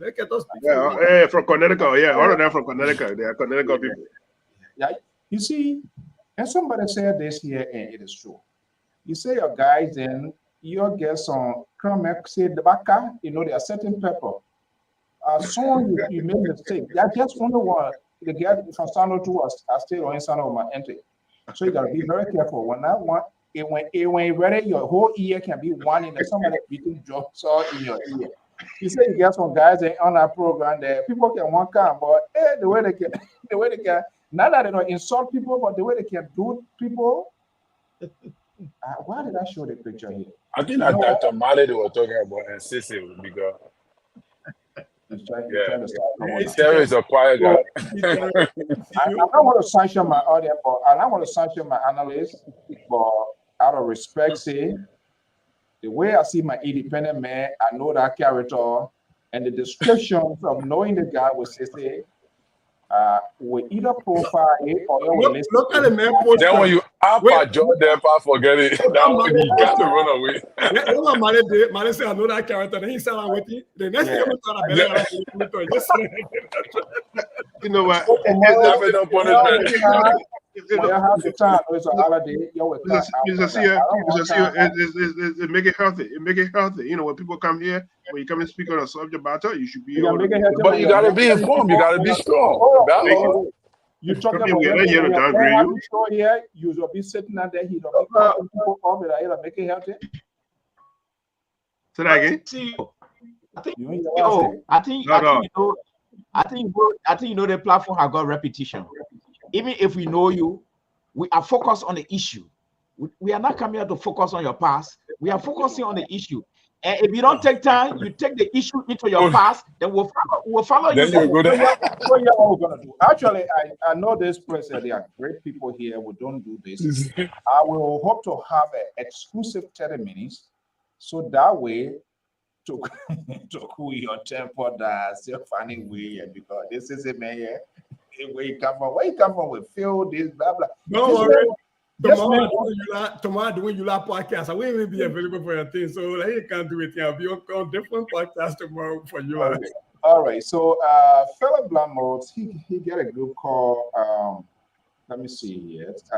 Independent Political Party. So he said. Wow. No.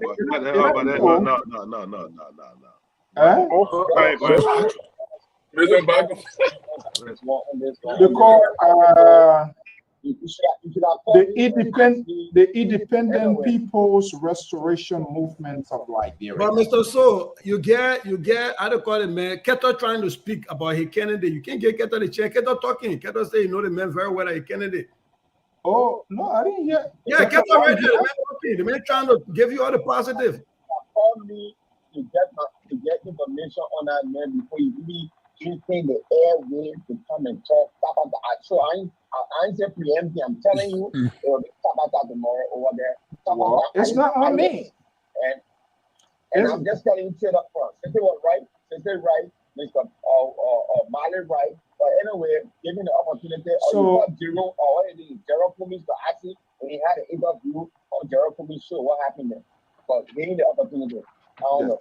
But I would not condone. The man's a political figure, my man.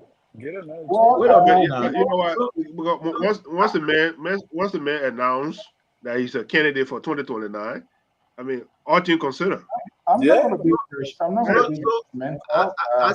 As he officially break away from CDC now. Well, Oh, you are with CDC? Those you are don't know? questions. We These don't are the want questions that will come Man, tomorrow. y'all will make that tomorrow. Like, y'all will make that tomorrow. Do not preempt me. Do not preempt Dr. me. Mali want enter the man pedigrees. Do not preempt the man. Let's see what comes tomorrow. Let you come on the platform and see what you have to say. So here what we're going to do. I think here we must be an independent people. Mr. Independent man, you want to go with the liberal then? You can be in two places. I think a Jerry back on that. We're going to play the devil advocate. I don't know him. I don't know what it is. I'm not saying I don't know him. I know fellow Blanco. You blah, blah, blah, blah. But I don't want to be judgmental. Let he keep it. Let whoever, when people say they want to tell their story, we give them the opportunity to tell their story. And it's left with them to kick the can down the road. But fact checking is not judgmental though. It's stuff that he's done that we got the facts. So if just listening to facts, I don't have it yet. So I'm not saying your facts. Okay, will be pleased. So some of those critical ones to share with us, that will help to elevate the conversation. But eventually, we'll put a finger in the throat. We will get it out based on the questions that we're going to ask and how they're going to respond. I will say, oh, there's something, somebody said something on the show. Okay, guys, but I mean, it is why it is. We didn't really have the time to talk here, but the last few minutes that we have here, we didn't talk our own talking point. A lot of things been going on, not only in Liberia, the issue from Kenya and other places, but let's narrow down. We have plenty of things going on here. I see here from the front page, Africa, the issue of the police, and I did listen to Commissioner Comont yesterday, and his voice was very conciliatory, like somebody, and I listen, he's reaching out to other people. I think this is why when you need help, you got to explore all means to get out to people, whether they will do it, but you have to reach out to people. I heard him talking about reaching to the former police chief in Minnesota, other places, and in fact, he's willing to go to Liberia, which is a good thing because this police and community relationship here is a very, very, very serious thing. And we know where we came from as a people, as a nation. So that relationship with the civil society and that of police is really, really fragmented. Politics came into it. Most of those people were involved into different arms group fighting. And so their loyalty there was certain unknown elements for which they still want to see. They don't see themselves if they wear those uniforms as LNP, you are representing the country and not necessarily a political party or somebody who made you to join the force. So I think these people that need help in the sense of real training and discipline as to how and one thing he said yesterday, which was fascinating, was in the police, and he really hit the police there to protect lives and property. So he actually took responsibility. He regret the incident that a life, the life that should have been protected by a law enforcer, the law enforcers took the life away. Let me put Jerry back on top of this here. Yeah, Jerry back on. Just So about. hold on one second. Hold on, I gotta go. I gotta call them. Quiet. Now, quiet. Yeah. When it comes to this police and community relationship, police and communities working together, that seems to be a long path for us to achieve, considering what is happening in Liberia. I'm not sure whether you listened to Commissioner. I did yesterday. I listened to the entirety. Okay. So, is he on course with respect to the LNP building the community? Because you have to get in rapport with the community, and the community, in terms, will give you tip off on some of the things they will expose the bad things in the community.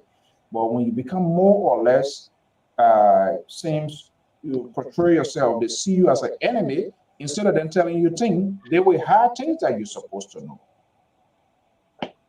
Well, you see, anybody who want to be a commissioner of police or who want to be a brewery or director of police, whatever it is, this guy wrote an excellent book, Mr. Brown. He was a commissioner for Fort County in Florida. And he laid out why most of Mr. What's this, the IG said yesterday. But here's the thing, community policing is integration. You have to be visible. The people have to trust you. And we have to build our confidence level. If we don't have that confidence level, we can get everything in this country, everything in our country. It's not going to work. The idea here is they change our culture within our police system. Yeah, what happened? Say 1966, when the Liberian law enforcement something fall out. Say they had not been revived. Even with all Madam Ellis Johnson said it there, they bring a U-mail to train our police officer and everything. But what we can do as a police officer is police integration. You see, let's go back a little bit. When I was a little boy, when I came to Monrovia, we had community policing. We used to call them bara, but they used to come, they used to patrol in the street, and they will go from between houses and stuff like that. Today, it's lacking. We didn't even know our community, our police community. Yeah? The only place you see there at red light, but there's no community policing. Okay? Until we can go back. And today, the morning policing. Let's take, for example, the police officer in Liberia don't even have a walkie-talkie or radio. Yeah, to call for a backup if something happened to she or he. So, and the culture is that we have to dismantle our culture. All right, we have to dismantle our culture because it's a chronic. I don't care who you can come from. You can come from Scotland Yard. You can come from FBI. You carry to Liberia. It's a chronic disease, and we have to fight it. Until we change the system, it's not an individual, it's a system that in our country that are killing our people. That's why I make our people. James, that's a little bit confused. It's people manage the system. The system is just a sort of a maybe framework layout, but there's someone who's supposed to execute and get that. So it's not just only the system. The people that manage it, I think those are the people that need to be doing the right thing. Perhaps I'm going ahead of my shadow here. Sissy. No, let me conclude on that. Let me conclude on that. I think I told no. As soon as he said it, I told no yesterday. What he said. Right now, your police, they get $5 million. $5 million budget in the country. With 5 million people in Liberia. Let's assume, quote unquote, 5 million people in Liberia. You got $5 million. How can you function? How can you function? And one of the senators went on the air, he was breaking that we give $6 million to the Liberian National Police. It's a shame. To say to go on national radio and say we'll get the Liberian National Police. What I have recommended and what I have said in the past, and I will say it again, we need decentralization of our police department. That's one of the problems we are facing. The decision is always come from Monrovia. By the time it trickles down to Kamye, which is the last part of Liberia, it diminishes. So what we do is do it the simple way they do in the country. Let's do the SVI model because we got Central Police Department. we got an East region, we got a South division, and we got a North division, and we got a Central division. So we got 15 counties. Out of the 15 counties, we need 5 deputies. The man that will be in the East region, she or he will be responsible in that place that will report directly to the director of police in Monrovia. Compared to, say, somebody in Grand Judah, by the time I get to Grand Judah, it is too late. The damage has already been done. Look, what happened in Grand Bassa the other day? They went lack of company. Please. Lack company. Yeah, go ahead. Let me just finish 1 second. Lack company. Yeah, And the march. By the time the people who come from where the places there, beginner to get there, it has already been done. So we need to decentralize our government, especially when it comes from our Liberian National Police. And I have made the recommendation last time. Come to the labor killing, what about the killing in rehab? We need to bring a National Bureau of Investigation who will investigate the police, and the police themselves to investigate themselves. That would be an independent body. Thank you. Okay. Sissy, and let me come to you. I know this is often people talk about it, the system. The system is not something that remotely operates. This system is being managed by managers, heads, and all of that. So where is the disconnect? Well, the system is working the way it's supposed to work.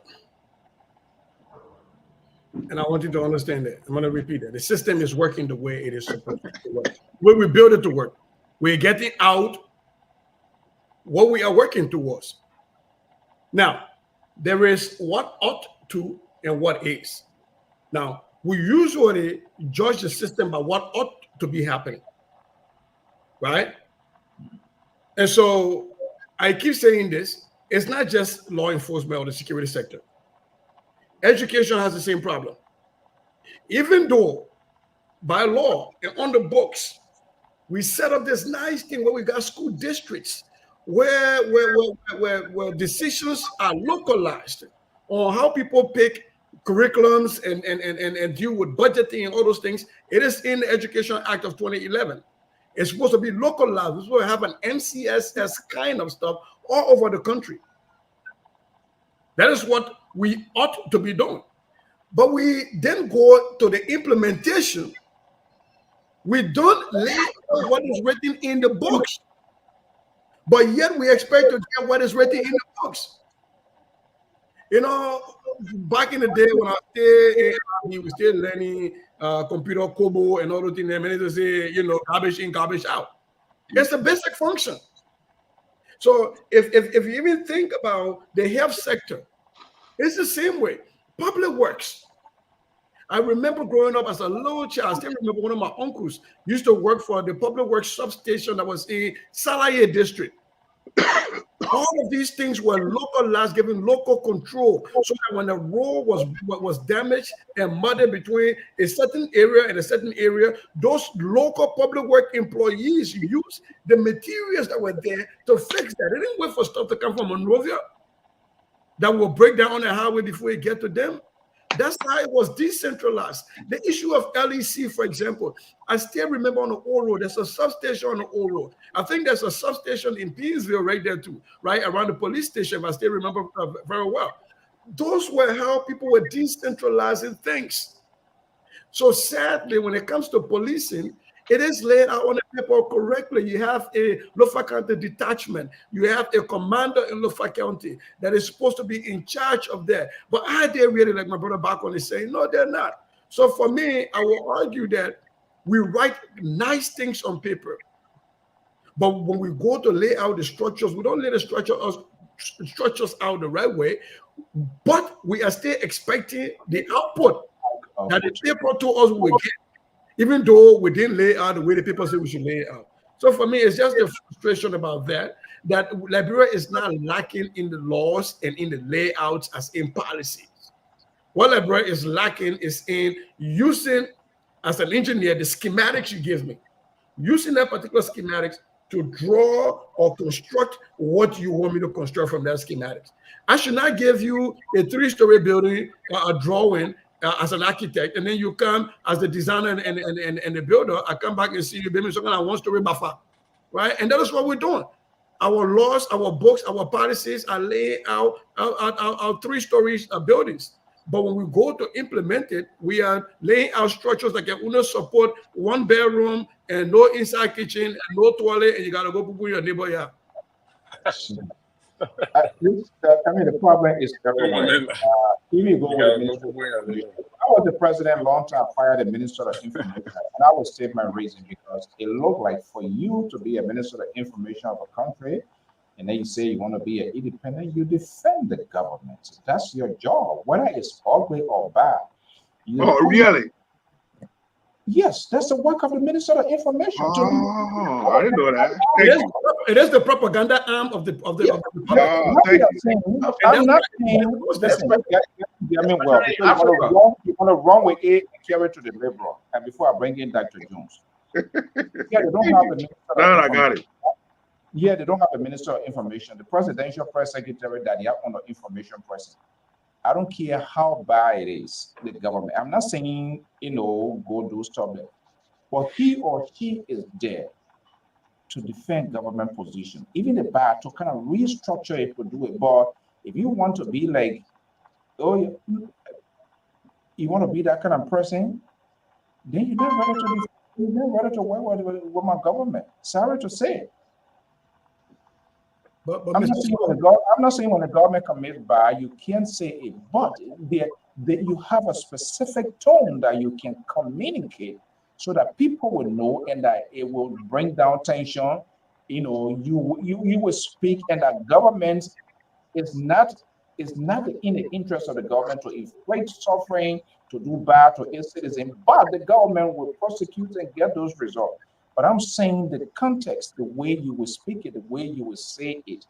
So it's a very difficult position to find. So, even here in the United States, where we don't have Ministry of Education, the various communication officers at the various Department of Defense communication officer, the department, they all defend the policies of those departments. That's what they do. When you leave the government, then you go write a book or you go become an analyst on CNN or somewhere else and you do your thing. But you can't be saying you know very well what the Ministry of Information was for. I am one person that thinks Ministry of Information should be scrapped. But if you are there, you are the propaganda arm of the government. And you cannot be claiming to be an independent while you stay there. If you want to be an independent, go be on OTFM. I know you're independent. You found with it. Let me break in Dr. John. My military pie. Military can't be finished. You can't still leave me number. Dr. Jones.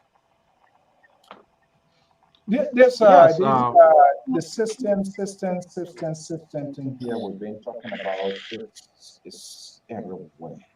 I try to figure out how can a system be properly effective, functioning, not just the title, but results. It's difficult. Well, I don't know whether it's difficult, but one thing I believe in is that sometimes our past can hunt us into the present. I continue to refer out to the cradle of Liberia. Too many things happened in 1847 that continue to hunt us today.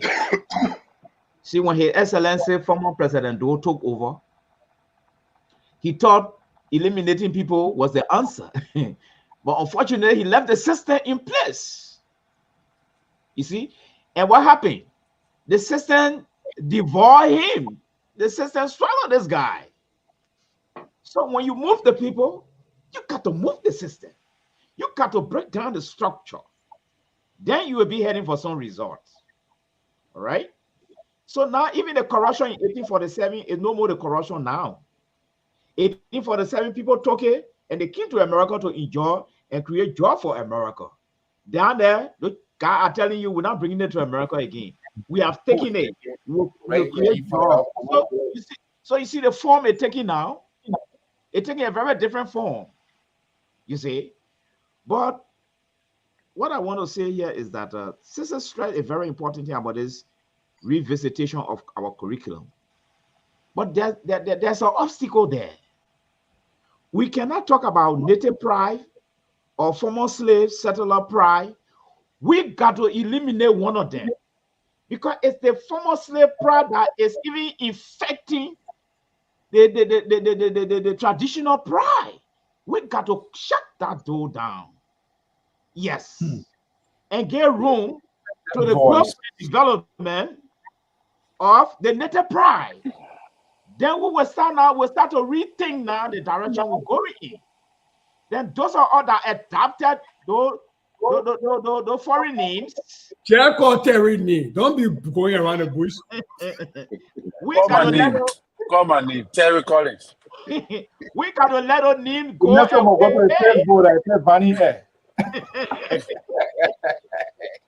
You see? So, friendly speaking, Vanny is my full name. Vanny is my middle name. But, sorry, go ahead. So it's like we have become a conflicted people in Liberia, because even the terminology that you guys brought, land of liberty, up to today, I don't even understand that thing there. Okay, the native now, we are caught in between. We don't even know what to do. Look at the curriculum Sissy is talking about. That curriculum cannot succeed until we remove all these slave identity into the whole educational system. Even the educational system that is far from America, we need to sit down and look at something for ourselves. So, Dr. Jones, yes. Dr. Jones, I'm a free thinker, and probably you and Sissy will jump on me on this one. When you say remove, are we then scrapping history? Is this something we are adding for the next generation not to know, or should we talk about it? Or are we saying we need to return the civics, and so that people will know, even the country much better, where we came from as a people, how do we get to where we are, so that we know? But moving it without people knowing, don't you see that we have some of our identities? First of all, I'm sorry, I know a lot of people will pick on this boom, but our past history is propaganda, is contaminated. It was written from the perception of a certain group of people. That's the first thing. So I really don't have much trust in it for it to even be taught in our schools. So we need to start anew. So I come in now. Just said, are you saying return? Is that what you're saying? No, I didn't say seven will return with the characteristic of the native cultural pride, not the settler pride, not the Western pride. No, we got to sit down and redefine it and see what is in there that good for our people, that good for our children. Like, for instance, respect. Then when the settlers came, there was this individualistic way of life. You pay, they fear going up, and you don't deal with your neighbors. We got to do away with all those things. All right? We got to live like a family. That's how it was. When your house on fire, I run there. But those days when your house on fire, somebody will tell you, say, go and call the water truck or go call the police. Don't come back my gate again. We don't need those things. We got to go back to business as usual, how it was. So the civic session is talking about, I don't know whether it's from the settler pride or it's from the native pride or the both of them, but I think we should get the settler pride out because it had never helped us before. It has even corrupted, it had even made our country to be more corruptible than ever before. Okay, we are already out of time. Let me make Terry to come in. This is what. Let me jump down your throat. You're not giving me a chance to jump down your throat. Yeah, go ahead. Let me jump down your throat. You're not giving me the chance to go. I finished jumping over you. All my body to jump down your throat. Now, why purposely jump over you? Because how are you going my throat? Because I need to play here. You all check inside. But I'll come to you. But this is what Bill is saying. I disagree, Mr. Jones. Like the whole first branch of government right now is all native guys. So what are they doing differently? I mean, that his view, that's his opinion. We now want to put him in far away from that. Okay, here, Terry, and then I come to Sissy before we start wrapping up for the evening. Yeah, I'm sorry that Mr. Mali drifted us backward to something, we got over. I wanted to keep that in my closing, But yeah, that statement the brother made was right. Mr. Mali, you need to understand that the culture you're using now is the culture of the West that you're using in your country is the structure of your entire government. So if you want to change that culture and get rid of it, that means you also got to get rid of the governing system that you believe in, that you call democracy, that you jump in all your America running behind. And if you can come on FPR to defend the culture you're talking about, also give you the ability to express the Queen language that you're using, that you're speaking. Because culture involves vernacular, involves your language, it involves all of that. What makes you to claim that one says, what Bonnie, Evans were very brilliant. They still, I never expected Evans to even bring all of that because those things are just, they are emissary that you keep to use when things get very difficult. But this is the thing that baffles me, right? You love the culture, is good, but why can't you bring your children back home to join the culture? There's this deception here that make me to believe that you don't really love your culture because you don't trust what happened and you are afraid to discuss it. That is the reason why you cannot bring your own children back to go back to the society bush to join. Who told you so? If you truly a patriot, if I was the Zoe in your village, if I was the Zoe, I would demand that your children come to the village there to go there. Number one. Number two. What made my children have that? My recommendation, I'm not only speaking to you. My recommendation for the culture, which of course I am also a part and I was embedded, is that make it open. This is children you're dealing with. It's not only you talk about the amazing. I'm not part of the amazing and I will never join. I have family members who are part of the amazing. I will never join the amazing. There are people that have been inviting me to go there. I'm never going to join because the amazing was used to marginalize our people, strip them naked of many things. And most of what I've even heard, the amazing does not believe in the theory. But what I'm talking is that it's very simple. Make the culture exposed to the people. If the culture is good, I've heard a lot of good things in the culture too, besides the bad thing that what somebody said, that they teach the people of leadership, they teach the women how to cook, they teach the women, the boys how to something. But these are kids you're dealing with. So make it open, make it open to audit, make it open to evaluation, make the culture to become a culture that will be used to evolve the educational system and what system recommended, that let the children learn the culture if it is good for them. Let them learn it. Open it up, open the poor and the Sunday society up to the society that the children will learn.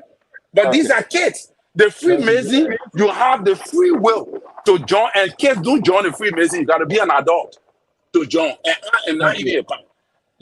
But these are some of the things. Mr. Boyer, let's quickly before we wrap up. Let me get to real quick what Terry stopped. You can be baptized as a kid. They can chop you in the water and tell you to eat somebody's body and drink somebody's blood for communion as a kid.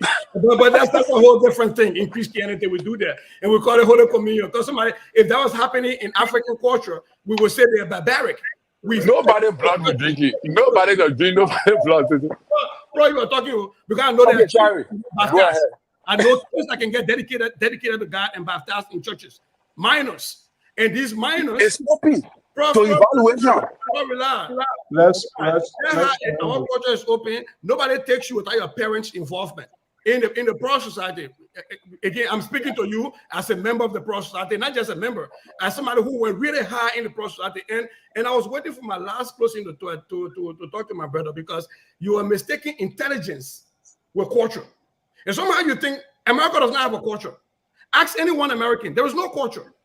Because it is a hodgepodge of so many people, including us. So to say that because America is developed, that means that their culture is better, that is a misunderstanding of a definition of culture. To even say, oh, Mr. Goya over there, now here, would it have been better in Lofa County? You're trying to restrict culture to now say, oh, because I said that I went to the Pro Society, that therefore I should have stayed there because I came to America, that means my culture is not correct. I'm struggling to understand that.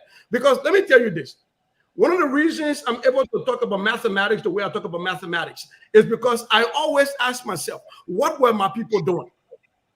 Every time I learn something critical in mathematics, I go back to ask myself, what were my people doing? When I talk about accounting, system, the base 10 system that we have that they call the Arab Hindu system. The reason they call it an Arab system is because the North Africans came down always to the West and they took that system for us the way we counter and enslave us, interact with those people and got it. So when we do base 10 in Loma, when we do it in Bandi, when we do it in Gizi, when we do it in Basta, when we do it in Kran, it's the same way these people count.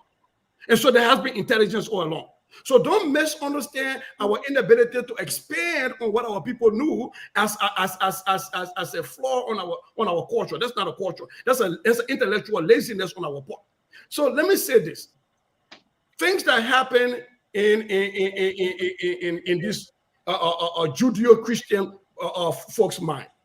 You go to the Catholic Church or to the Lutheran Church, there's always an acolyte. They call them acolyte, these little kids that are in front with a cross. And sometimes you got somebody swinging this thing and the incense is coming out. You know how we call that in Lofa Kante? Le Kolubai. Le Kolubai come before the priest. That is what Yeke Kolubai is. If you remember the iconic picture that Yeke Kolubai took during the election in Lofa Kante, where he had the stuff on him, the raffia on him. That is the iconic dress of the acolytes in Lofa County. So the white man call it acolytes, you accept it, but you call yours a devil. But look, let's get back to this thing because I don't want to go into that. We can teach that on a whole different day. The point I'm trying to raise here is that for me, I'm not for us erasing one culture. Dr. Mali, I think this is where, a little bit I was skewed a little bit. And I understand your point, to be very frank, I really understand your point on an intellectual basis. But my thing is, I don't want a curriculum to be picking winners and losers. I want a curriculum to expose our scholars to everything we have. And let them make judgment, sound judgment. Let's give them the tools to be able to make sound judgment. One thing I would say though, A. Doris Bank Henry was a fraud, was a shame, was not a scholar. Her book should never be taught in Liberia, in Liberian schools. And to talk about, what Dr. Mali said about Samuel Doe, I know a very good example about changing people and not changing system. He took away Matilda Newport Day. But what he left in place was material with Newport Street, and he left the monument. That is taking away people a living system in place, and that system was swallowed. So my thing is, you have to introduce the history of our people, the culture of what Jerry Bacon referred to as the native. You have to also teach what these other people brought to us from the Caribbeans and from America and from other African countries that were captured slaves or recaptured slaves. What culture did they bring? Because those cultures all interact, whether we like it or not, they all interact. Like Mr. Bacon said right now, you have the native Congo.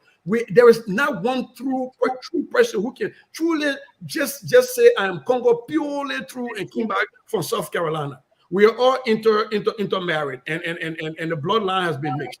So I think Liberian schools ought to teach the benefits and the side effect of all of these cultural practices. And I agree with you, Terry.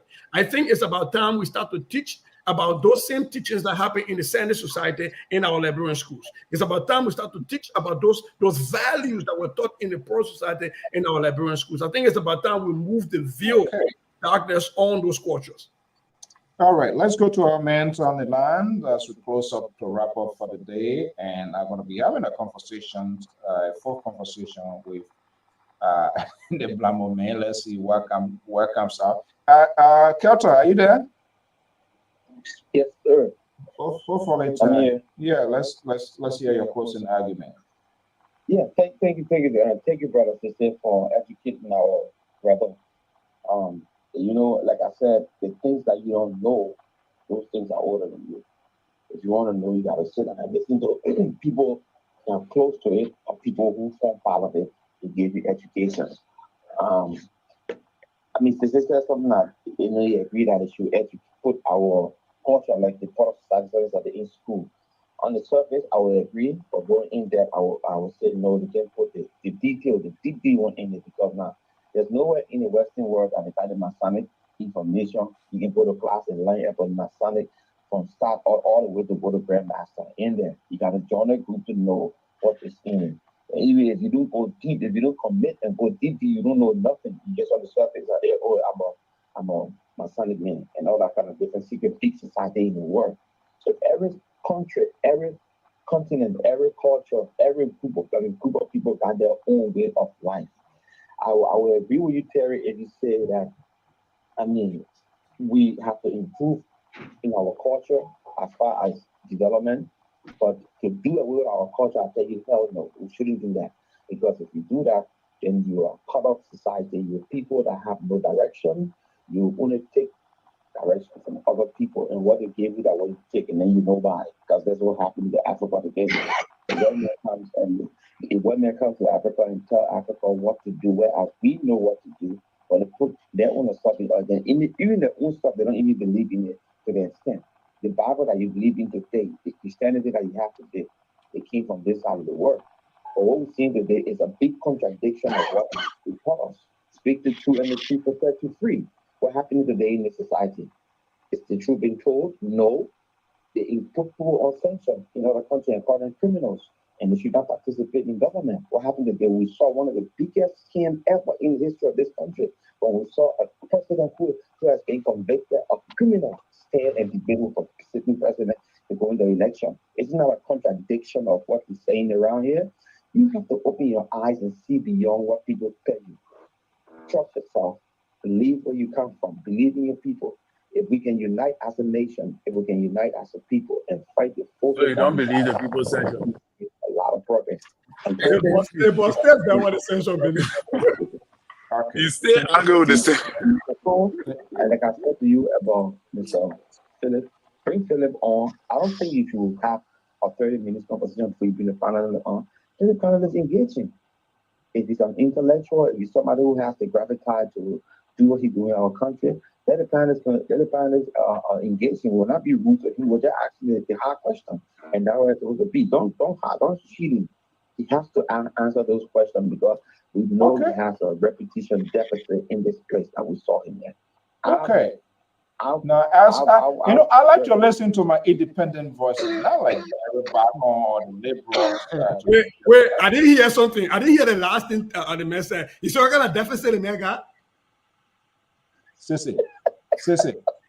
Oh, okay. Wait a minute. They got repetition deficit. You're guessing how water to know. I know if you will come tomorrow, but that man he has, so I know he will come.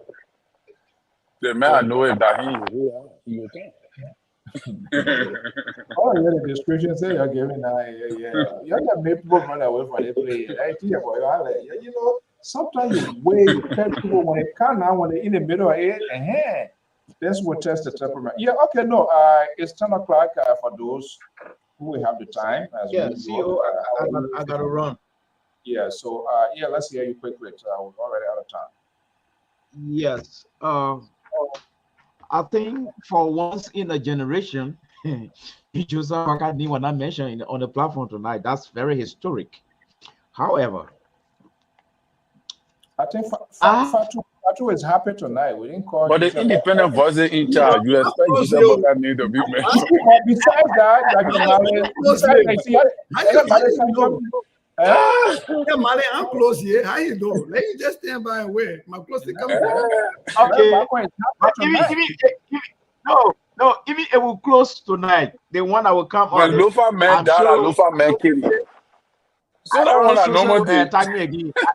I show the percentage will be very small. But anyway, this is what I wanted to say. I got a friend. I got a friend here, a professor in Kigali, Rwanda. I was supposed to be visiting there as a visiting lecturer next year. But some of our discussion is actually in line with what we're talking tonight.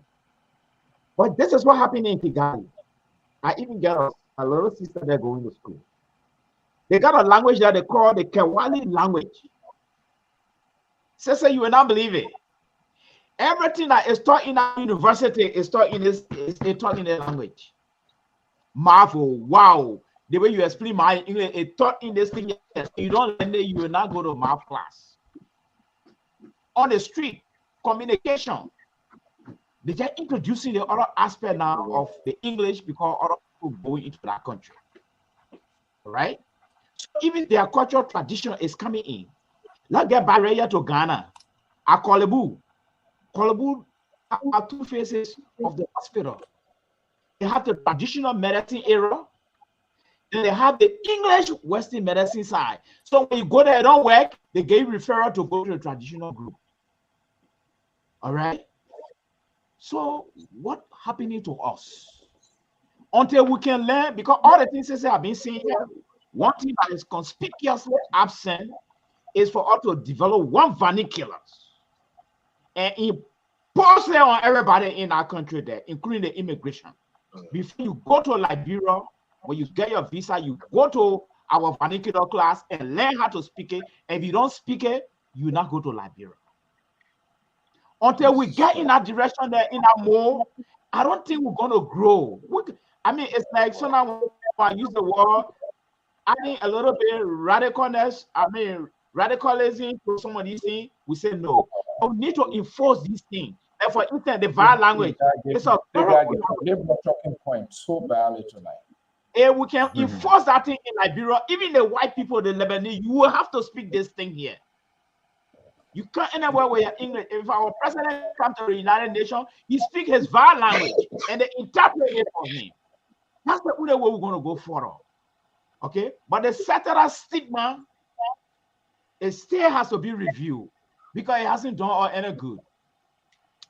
Now, someone, a CEO, just one more minute, someone sent a text there, the parliament, social contribution on there. Yes, social contribution on there. But oh God, what are they doing?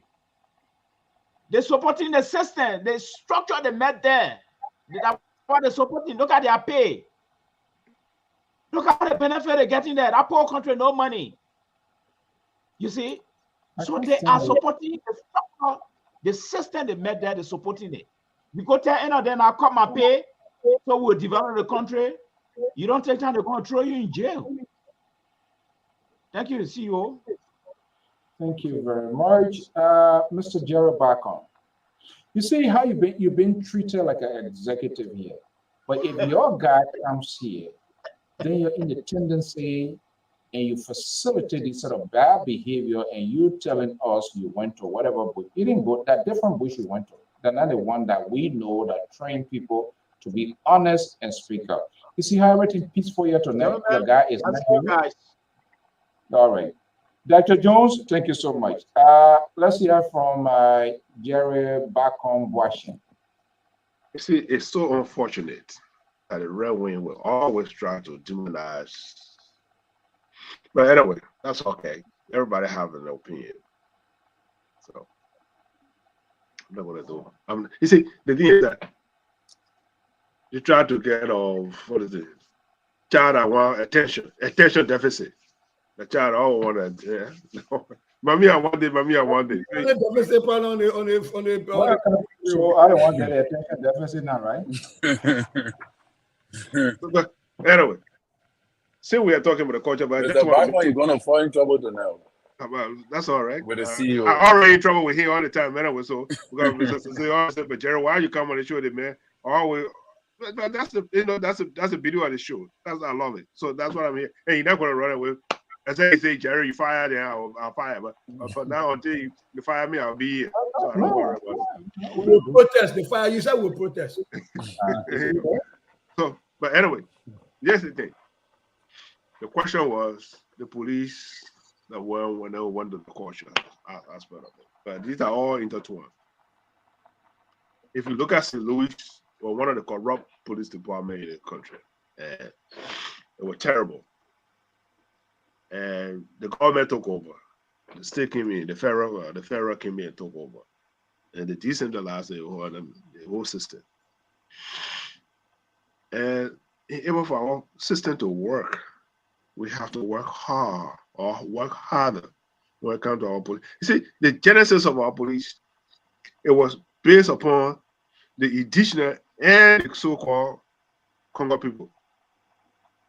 Because they send you to the police department, my driver, let him be a policeman. So we never had a professionalism in the genesis of our police department. Now we try to modernize it, and it's hurting us because the system is so corrupt, and that's what we are being used to. Because John Brown, with Mr. Dennis, and I Dennis police officer, he said, "Oh, Mr. Go to Wilfred Clark." Then Mr. Wilfred Clark employed him. Jerry Bacon became a chief of police officer. Where's my loyalty? to Mr. Dennis, because you get what? He had given me a police work. Now my name has changed. Bear in mind, even our Jared living with him, but my name has changed to a police officer. But that Genesis is still there. Let me make a conclusion with what brought a cultural issue here.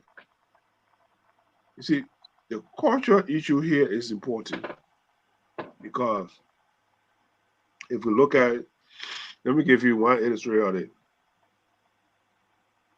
The demonize you, the additional people. I want you to think. I want you to think. When we're in the interior, see, when you go back in the interior, we used to eat with our hands. Okay? Now, we say we want to be a similar man, 1 spoon to 10 person. Look at it that way. Yeah? Instead of you to eat with 1 person eating with a hand, which would be much better compared to take the spoon, take it from somebody more going into your mouth. The people are coming. Hold on. So they demonize you. Look at the countryman here. So we're afraid because if you eat with your hand, they demonize you as a countryman. Don't shake your head and see you. So I have my own version. I have my own experience of eating with hand. How it disadvantaged people. Yeah. Because I went through that. So that's what it is. So they demonize you up to this time. Yeah. So these are the things that we are heard the other day. So I will stop there tomorrow. We'll get prepared. We'll get prepared for your next. You've been doing good. You're trying to get to the Tabatana. That eating with hand, I came from a very big family, and we used to do it. How many boys? You don't understand the logic in it. The logic in there is that we start to eat with spoon. That's the logic in there. Instead of you eating with one spoon, actually, the reason for eating hand was about being communal, like being brotherly, like everybody knows sharing. But I got some stories because I grew up with a bunch of boys. When you got small hands, before they come to you, then the whole my palm. You see my palm? If I eat with hand in your bowl, you will not eat. So don't forget it. Your sister go, you go. Terry with that kind of 100-pound hand, and I'm the last you think I'm gonna get. I beg you, man, please. Or when you can't stand hot food in your hand, you go hot food. But if you eat it with the elder, then the liberal and Mr. Bagon, you can't eat it, huh? Yeah. But we're closing. So real quick, and I think time is fast spent. I think we talk about. I was going to talk about something, but then the picture you show kind of talked about that. But on July 26th, all of you know me. You've interacted with me. Spending 1 minute with me is like a headache. Imagine spending 1 hour with me. That is even harder. That's not true. It is really tough. I felt very good when I met you. You are a very interactive person. I started liking you straight from the day I saw you. I like you. This man can keep you standing for more than 2 hours. All you feeling that you're standing near him. but I was trying to say that on July 26th, I will be celebrating 5,241,648 hours with my wife. 10 years. Wow. 10 years. Wow. You see how the guy is romantic? I can't stand being around myself for 3 minutes, but I'm stuck with myself.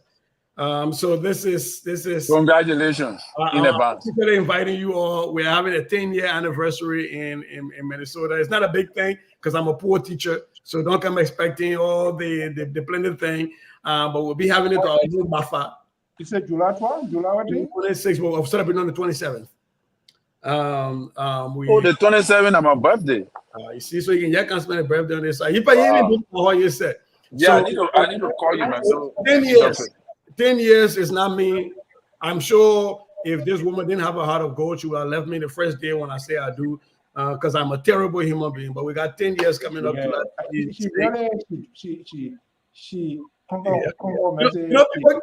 People can always say my better half. It means like, the 50-50.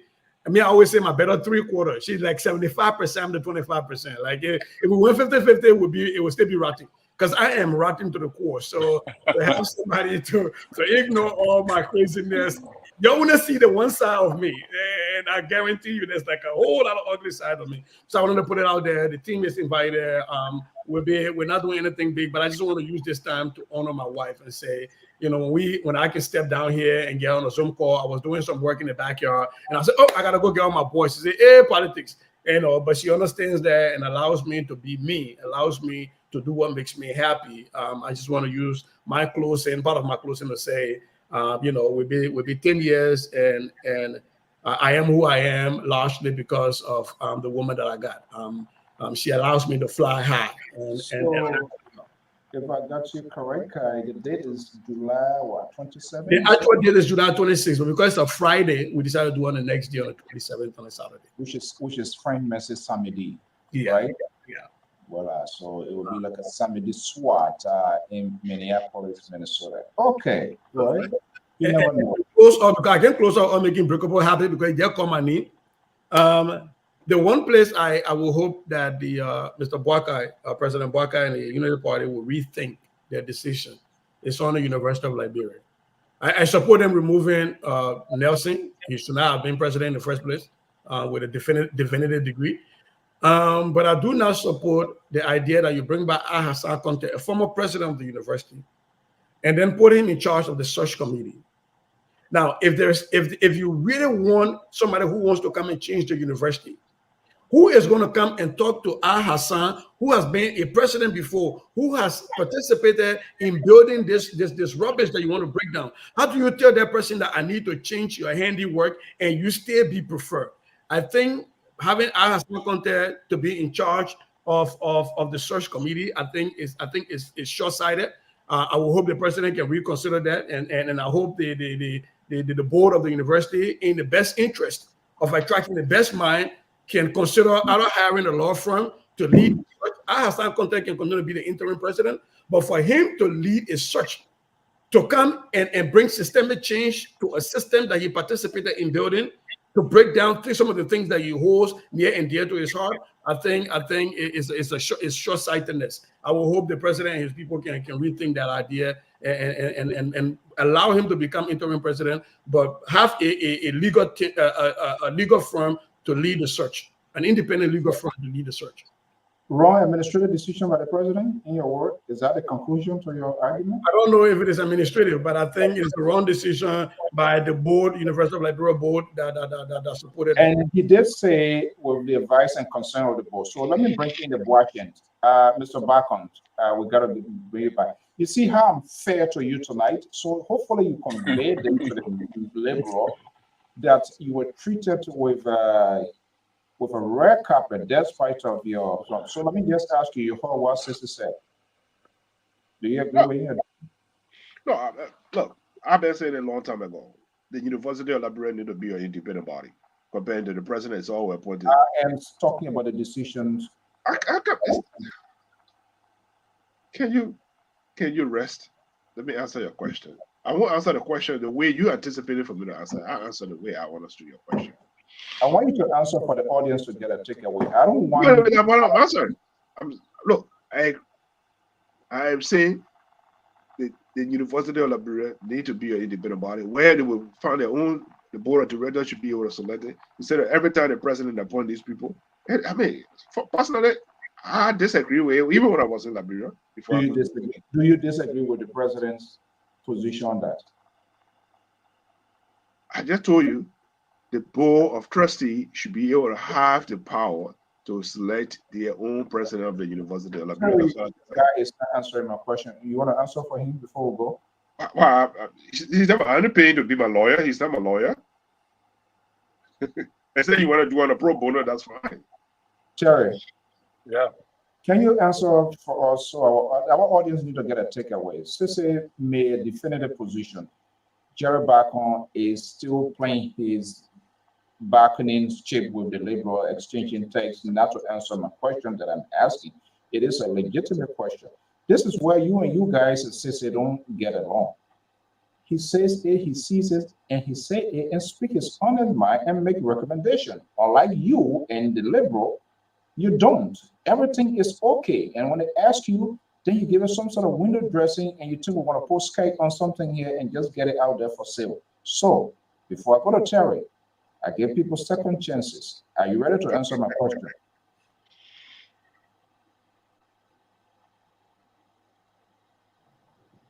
See there, you made a video freeze. You asked me, man, you're talking to prosecutor. He acting like a Ray Perry now on debate stage. Our man Joe Biden. Man, they will make it all the other day. Yeah. Okay, Terry, let's hear your final word before we go. Yes. So thank you, Mr. So for the show. It was a wonderful show. And to Sissy, happy anniversary in advance. All of that. Actually, again, we want to say that culture is a very important thing. And culture starts with language. You know, Sissy brought up a journal. You wrote something very powerful, and I read through it. It's very good. We need to first, one of the ways I feel that Liberians are distant from Liberia, and I think that is the reason why we don't really have patriotism, we don't really have love for Liberia, is because we don't speak one language. That's the first step, I think, that need to be incorporated into our educational system. We need to find one or two languages, that what they do in Ghana, that what they do in Nigeria, that what they do in other African countries, where we can speak that one language, that one dialect. We do have one language which everybody speaks English. Dr. Mali was talking about Kenya. Kenya got her independence in 1963, I think December 12 or so. Kenya got her independence from the Great Britain. Great Britain, Kenya, what national language is English. They do speak English, and I think they speak very well, good English. All right, but they also have many other dialects that is incorporated. And I think when you start to do that, then people feel part of the process. Then you're not getting Mr. Bacon saying, I know that Mr. Bacon, Mr. Mali saying that the American Liberian, they didn't want to make the country that they didn't want to do that. You can't make people to feel that way. We cannot disconnect English from our culture because it have now become part of our body, part of our culture, part of our politics, in fact, when a Liberian man speaking English, you feel that he owns the language, especially when he's educated. So you cannot disconnect that. All we need is to incorporate other dialects into the culture and bring in the culture into the society so our people can learn it instead of hiding it from our people. You know, lastly, Mr. So I think that our Mr. Boyka got to be very careful. What is going on in Kenya is not sending a good signal for Liberia. All right. I was reading on something, I really took my whole mind. And the reason why Kenya crisis continue to escalate is because of social media. The government is messing up too much in Liberia. That's the reason why I don't want to discuss many things about what's going on. Because when you wake up in the morning, you hear some things on the radio, you hear what's happening, you get discouraged. You don't want to do what?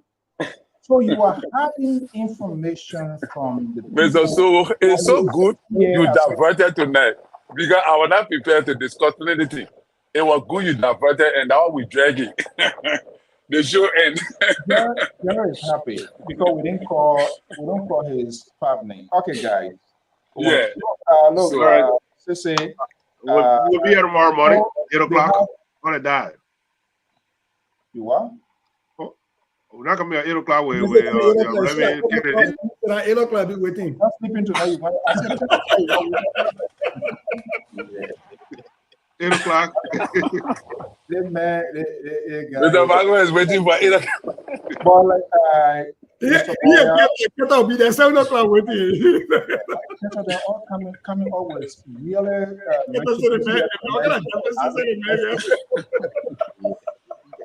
reputation deficit. Jesus Christ. I will not participate in violence for Independence Day. I will be watching the show. Having a big event too at my work. Actually supposed to be up, maybe I will get do it when all the hara go there, go and have my time. But on a serious note, with your planned date, I think it's a memorable one. It's a very good event. And what we do here is a family ship. And it was just a one call that you placed here that brought in this connection. I'm talking about Sissy. And I visited Minnesota. Was that one time? I went to twice. the wife, the daughter, the receptions. I mean, that's what friendship, fellowship is all about. We don't have to come from the same county. We don't have to be whatever it is. But there's some sort of connection. There are some qualities in people, and that how you can hook up. People that you hook up with, you learn from them, to they learn from you, they look in your face and tell you when it is black, it is black, when it is red, it is red. Fatu is asking, Fatu is not one of us. The liberal had a party, he didn't call us. So that party, Fatu, only Esther is invited. Jerry Bacon is not going. We're not inviting Jerry Bacon. When Jerry's something having their own party, they say that Fatu don't will let you go there. They want here for us. But you So see, Why are you trying to be? you see what the Why are you trying to segregate? That's segregation. I But just people want say on this side, you know what's all right. What's your own party elsewhere, wherever you want to go. So say, all right, that's all right. All right, guys. Talk to you tomorrow. I'm leaving. Okay, bye-bye. Okay, but again, we'll do everything possible. We'll see how it looks like. I'm gonna work on my job schedule and see. The 27th is on Saturday. 27, yeah. I don't usually work on a weekend. I just want to make sure get myself everything. don't use me as an excuse to come back to Minnesota. See, I want you. Bye. Good night. Thank you. Good night. Yeah, you talking about man. Good night. Go. Bye bye. I told you correct, man. You're not correct. Okay, guys. Look, Sam. Thank you so much. Your interaction. I'm not sure this is the first time on this. This week. I'm not sure whether this. I think the name, perhaps, if there's no other name. If this is the first time yet, I really appreciate your interactions, your engagement.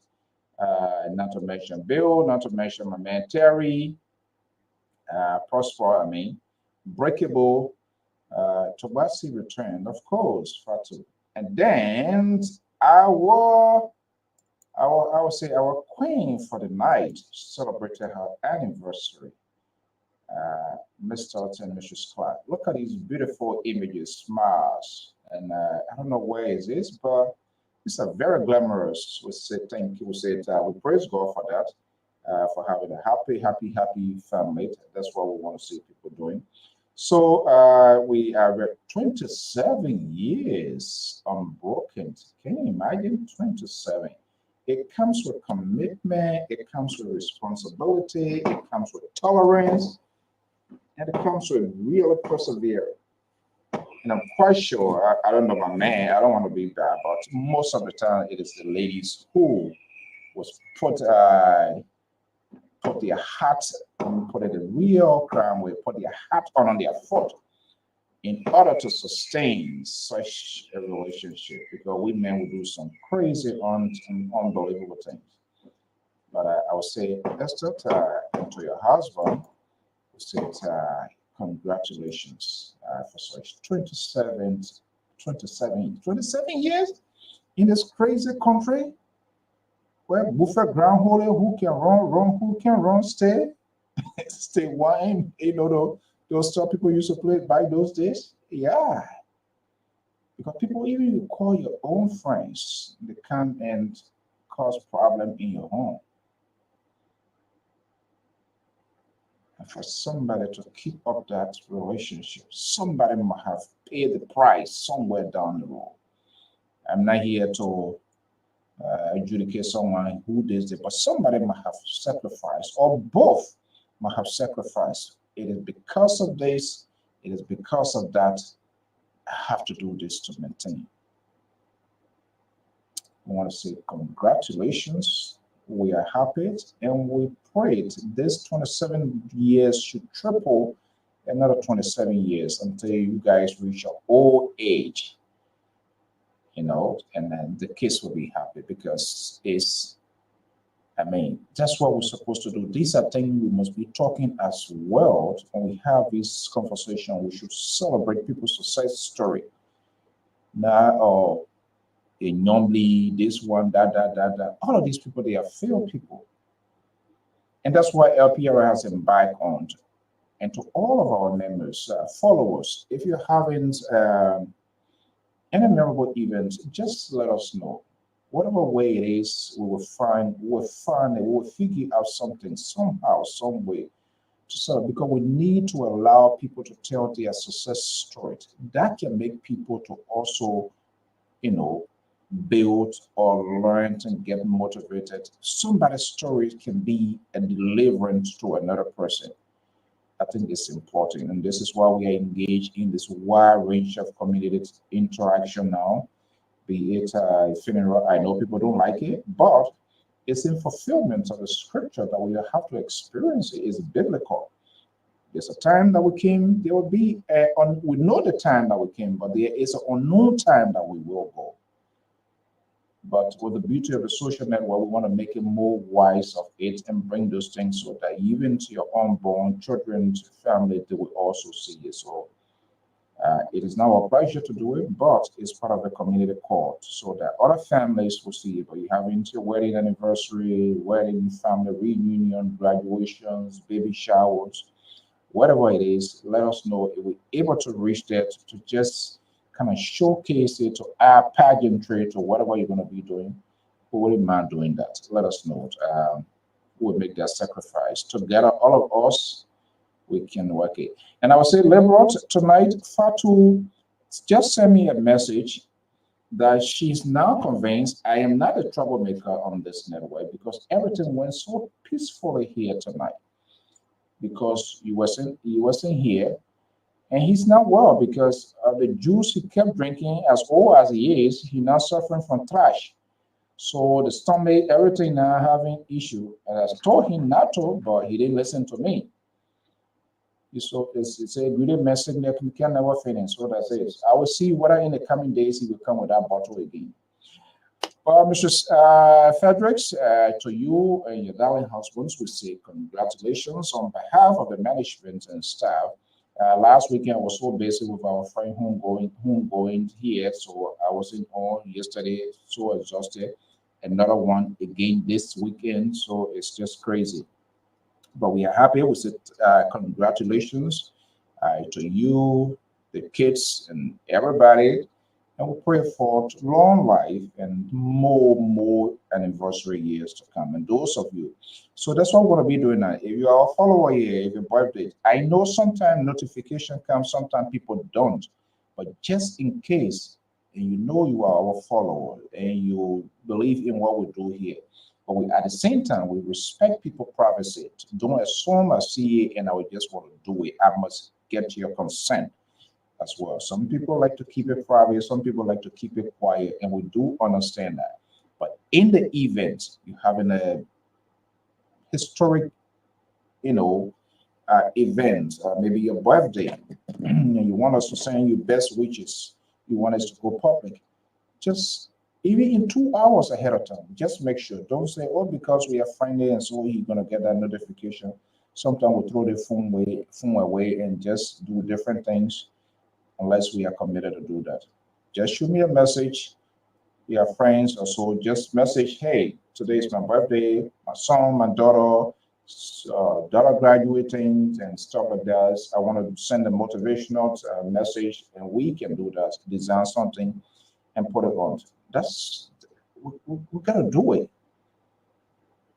We gotta do it. And I strongly believe when one is alive, that's the best time to celebrate. I'm not a fan of someone die and then you see people coming and talking these endless stories. He was this, he was that with the community. We need to recognize people when they are alive, when they are giving back to the community, when you know that they are doing what they're supposed to do. It doesn't matter how big it is, but when they are alive, when they can see Koro Koro and tell them thank you and give them that flower, trust me. But when a man or a woman in that coffin and people coming spitting over your coffin and telling you who go life goes on with us, that's how I see it. I'm a free thinker, but I think people should celebrate people. Like our late Kevin here, he was involved in multiple things of doing. How many persons really took the time with this guy here? How many of us do it in our organizations that we have around here? somebody will just say, you know what, this lady, this man, he or she is going extra mile. Why now we playing some kind of little coke out for her and tell her thank you for what she's doing? We don't. We do not, because we are in the credit kingdom world. We do not want to give recognitions when it is deserved. By the time somebody died, then they will come with a crocodile tear. In real world, they're telling you, say, go ahead. Well, so we say thank you so much, and we say congratulations. 7 years is huge. It's worth cheering, and we are happy that's sustained. To thank you so much, Bill. Thank you so much, SM. You were asking, I'm not sure whether you're still here, as to how to be an analyst. Let me just put this number here. We always say that here. You can contact me. The name is there, the Alfonso Zienso on Facebook. You can message me. So I'm not sure whether you're in the US or wherever you are. 682-433-8802. The only thing I will tell you often, the guys are here. We don't pay them. We do not have money, but they are giving back to society, community, and the country. So we are open to that. We want people to show out. We want the conversations of Liberia to be holistic. Everybody should have their voices heard. They should say their side, how they see it, what should be done. I can disagree with you. You can disagree with me, but we can have that conversation. That is what it's all about. And we give everybody, as much we have differences of views on this network, I will give people the opportunity to speak for themselves and for them to be heard. I am not the one to determine whether they are wrong or they are right. You, the listeners, the viewers, are the judge in this whole thing. Until then, folks, every good thing must come to an end. We want to say, thank you so much. Some kind of music. I want to play some kind of music for us. I'm not sure. They want around that money boy I will play. Well, I don't know which country I should send her to. Yeah. Okay, let's see this one here. Let's see this one here. Let me send her to, yeah, it's a difficult one. I'm not sure, but let's do Minister Abina Johnson and her team here.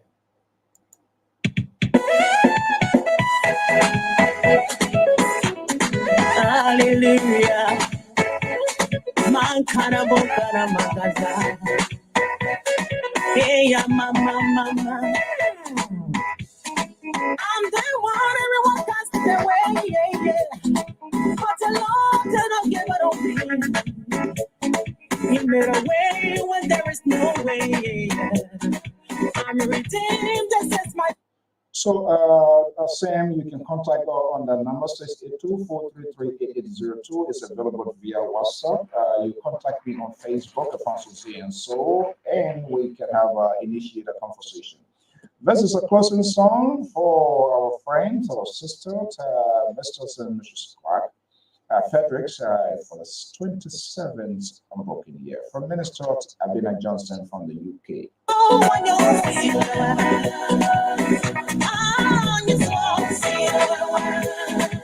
When I see God's doing in my life, I have no option but to praise Him. My Lord, I will follow you till the end. Oh, I'm lost without you. My journey on your love, and I'm down. And my Lord, it's like I want to hear this one. But I'm also I'm almost last what it call what's the other way? I'm just so happy. I'm just so happy. I want to feel so cool. See you the way. I'm just so happy.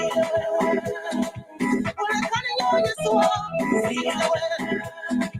That's what down. When I call you, you're so happy. She put you on